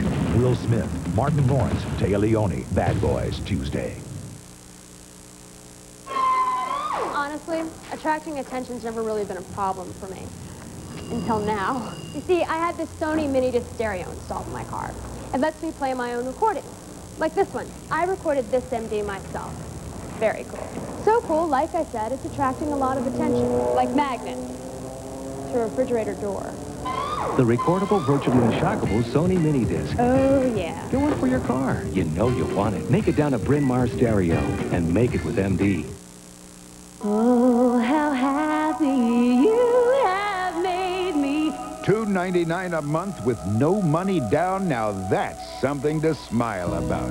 Right now at your Quality Plus Ford dealer, you can drive a Ford Taurus for only $2.99 a month with 0 down and free scheduled maintenance. That's all of your scheduled maintenance for 3 years or 36,000 miles.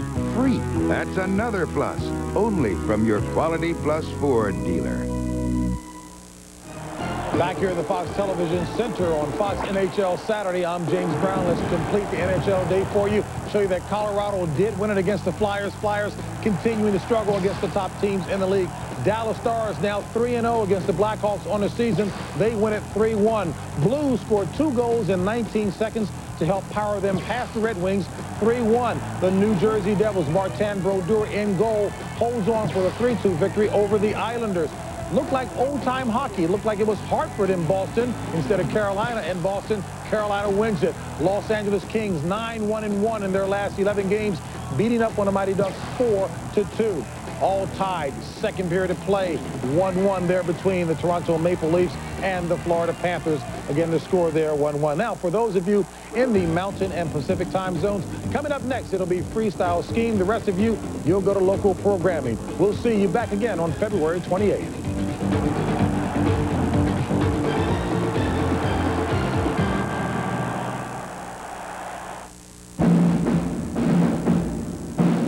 You're watching Fox Sports, home of the NFL, NHL, and Major League Baseball.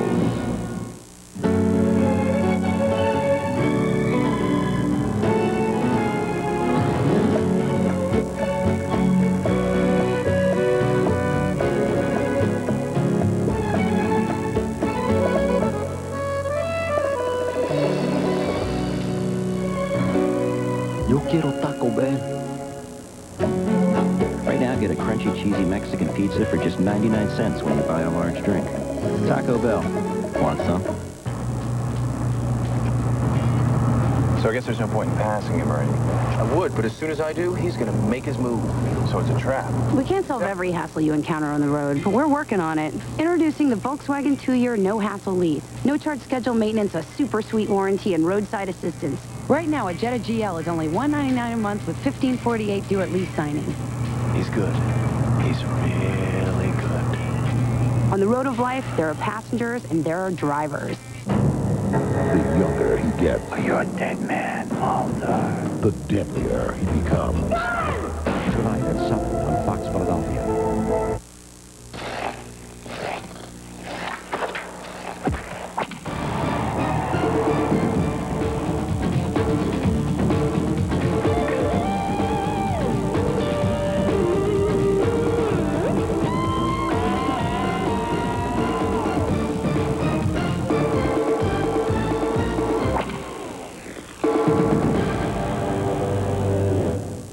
How you doing? This is the Flyers post-game report. I'm Bill Vargas. Well, I guess you're not doing all that well. as I assume you're a Flyers fan. The Flyers go into the break with a pretty tough loss against Colorado. Now, for the next 3 weeks, some of the players are going to be competing in the Olympics. Others will be trying to stay in shape for when the season resumes. They'll take about a week off and then have some mini camps. But before their attention turns to Nagano, let's try to put this game and this season into perspective. And to help us do that, Carl Churkin is live in Denver right now. And Carl, I know you're going to be interviewing a lot of the players about this game, but also for a start, you've got the newest Flyer with you. I've got Mike Sillinger with me. That's correct, Bill. And you know, Mike, we saw a team that came out with a 2-0 lead and then fell behind, obviously, at the very end. Your impressions of your new teammates? Well, first of all, I'm very happy to be a Flyer. You know, I come from a last place team in the Western Conference, and now I go to a team that's in the Eastern Conference that's at the top of the standings. So it's really an honor to be here. You know, and I'm excited to, you know, I wish, you know, we didn't have the break right now. I know I wish we could just continue playing hockey. But on the other hand, here you are coming into a new club, a club that's reasonably well established. Here you are, a new guy coming in. You'll have a lot of time to learn what they do, learn the system. Exactly. That's exactly why I didn't play this afternoon. You know, I talked with Wayne, and he just wanted me around here for a couple days just to meet the guys and see what was going on and watch a game or so. And I'm gonna, you know, have 10 days before when I get back to Philly to practice with the team and you know, get a feel for everything and get a feel for the system. So I'm pretty excited. What do you think you can bring to the table to this team? Obviously, they got to the Stanley Cup Finals last year, so they're in reasonably good shape. They're only 2 games behind where they were at this point last year. What do you bring to the table? Well, I think, first of all, you know, I think what we're looking to do is fill in, you know, Philly, we get a lot of scoring from our top 2 lines. I think what we're looking to do is fill in the bottom 2 lines. I think, you know, I'll be able to fill that role as far as playing on a 3rd line and maybe, you know, being able to score a couple of goals or so. So hopefully I can do that. Well, Mike Sillinger, nickname is Silly, by the way. Thank you very much. We'll talk to you down the road. Still a lot of noise here in Denver. There's a ceremony honoring all of the Olympians, and there are a total of 17 from both of these 2 teams here playing at McNichols Arena today. Interesting, Peter Swoboda, who scored the game's first goal for the Flyers, was so upset with the outcome of this game, he did not even go out for that ceremony. If anybody was concerned that there would not be enough effort on these 2 teams' part today because of the Olympics coming up, well, I think you saw a pretty good hockey game out there today, Bill. That's right, and we'll talk a little Olympics as the show goes on, but of course, mostly we want to concentrate on this game, even though, as some of the players obviously do too. All right, Carl, thank you very much. We're going to have more from Denver as the Flyers post-game report continues, and if you missed part of this game, don't worry. We're going to show you all the highlights. We're coming right back at you in a minute. Lindros had a try for it. Eric Lindros working it along. Fed on back, and a shot in front of the play. Scores on a pass from Daig. John LeClaire involved in the second of the... Meet Frank. Meet Bill. Both men are finishing up cellular calls. Frank uses Nextel. So after the first minute, his charges end the second he hangs up. Bill doesn't use Nextel, so his charges keep going, all the way up to the next minute. Sorry about that, Bill. Get the cellular service that charges by the second. Get smart. Get Nextel, the national all-digital wireless network. Want to have some fun? I'm the Mazda protege. Come on, let's go for a drive. Bring all your stuff and all your friends. I got the most room in my class. Bring some tunes. Louder? Great. I'm also a Consumer's Digest Best Buy. So, now that you have nothing to worry about, get ready to have more fun than you paid for. Come on, let's go for a drive. Choose 2,000 cash back or 2.4% financing on the Mazda Protege LX. The serenity of the ocean clashes with the sound of the auctioneer. It's the 25th anniversary of the Atlantic City Classic Car Show and Auction. See the first car your dad drove. Smile at your own first car. Stroll through the 1100 booth flea market. Browse the antique mart at the all-new Atlantic City Convention Center, February 13th through the 15th. Register to bid. Call 1-800-227-3868. When you ship with Priority Mail, it's a great way to save money. But what about other parts of the world? there's global priority mail. And here's the best part. Give us a few days more, and you can save up to 70% over FedEx or UPS. So, what's your global priority? Try global priority mail from the U.S. Postal Service. Welcome back to the Flyers post-game report. The Fly guys really made it a lot harder on themselves than it needed to be today. I mean, they had a 2-0 lead. They had a couple of disallowed goals. And then suddenly, as the third period begins, it's anyone's game. Let's take a look at how it went. Less than 2 minutes into the game, the Flyers' Brant Myers in a fight with Francois Leroux, serving early notice that the Flyers wouldn't be pushed around, and also resulting in a Flyer power play, and they take advantage. John LeClaire. Watch the big slap shot here. It's actually redirected in by Peter Swoboda, and the Fly guys have a 1-0 lead. Still in the first period, Eric Lindros strong-arming his man and one-arming the pass. Alexander Daig toward the net, and then John LeClaire backhands it past Patrick Roy, and the Flyers have a 2-0 lead. But then the Avs will come back on the power play, still in the first period, and Sandis Ozolinsh fakes out Therrien, and the tremendous slap shot. No chance for Ron Hextall. That was a bullet. And then in the second period, the Flyers, Chris Gratton with a goal, but it's going to be disallowed because Trent Klatt trips Patrick Roy, no goal. Still in the second period, Rod Brindamore, a beautiful goal, disallowed because Lindros is in the crease. It would have been a 4-2 Flyer lead.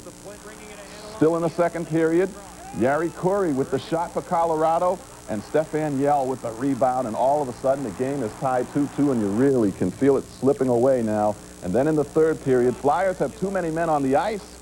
Still, the Lacroix goal, unfortunately, it's Colorado's Eric and not Philadelphia's Daniel. And all of a sudden, Colorado has taken a 3-2 lead, and they go on to win by that final 3-2 margin. Carl Churkin live in Denver, Colorado, where the game was played, rejoins us now. Hey, Carl. Hey, Bill. Not only did they take that 2-0 lead, but from my perspective, they seemed to carry the action at least through the first period and a half. And then, of course, you know what happened. 3-2. Here is Sean Podine now, and Sean, I would think that you had a point of view as well when you went up 2-0. You're still up 2-1 going into the second period, and again you had those 2 goals disallowed. How much did that hurt? Yeah, it's tough. You know, it's something you don't want to look back and say that was an excuse why we didn't win this game, but it's tough. You put in the net, you feel, you know, you got the good end of the stick, and you don't. But it's something that we've got to fight through and find a way to win these games. If in fact anybody was concerned that there wouldn't be enough effort put out on the ice today with the Olympics coming up, I think you dispelled that very quickly. I hope so. I mean, our guys played hard. We stuck up for one another. It's just we didn't get the win that we wanted. This team has struggled. You lost 4 in a row. Prior to that, you were unbeaten in 8. Where is this team now? You're 2 games in the standings behind where you were a year ago. You've had some personnel changes coming in this year. Where do you think you guys are? I think we're a team who, the last few games, we've picked it up, but we haven't found what we need to reach that next level. We've been playing hard, but we got to find a way to win these games, these 3-2, these 1-0 games against the upper echelon teams. We've got to find a way to get the 2 points out of them, and we're not doing that yet. It's something we're going to work on every day. You seem to put it in neutral there, not the team necessarily putting it neutral, but at least from a scoring perspective. The winning goal comes with some confusion on the ice. It appeared that Chris Therrien, according to Doc Emmerich, from his perspective up top, Doc Emmerich said that, you know, Chris Therrien skated off, and his area was where the goal came from. Yeah, I was on the bench. I really didn't see what happened at the time, but I noticed one of their guys got free down the left wing, and it's just something we can't let happen. All right. Well, thank you very much. Enjoy your time off, and come back, and you've got 27 games after this, Sean. Thank you very much. Okay. Bill, back to you from here, where it's quite obvious to me that this team, these Flyers, wanted this one very badly. They have not played very well recently. They won the other night, 6-2. They thought they broke out of it, going up 2-0. I think they felt that they had this one as well, but had to play that full game, and 3-2 is the final. As I said, they're really not playing well. Maybe this break will actually do them some good, Carl. We'll talk to you again in just a few, and we've also got a few more NHL games going on later tonight, and then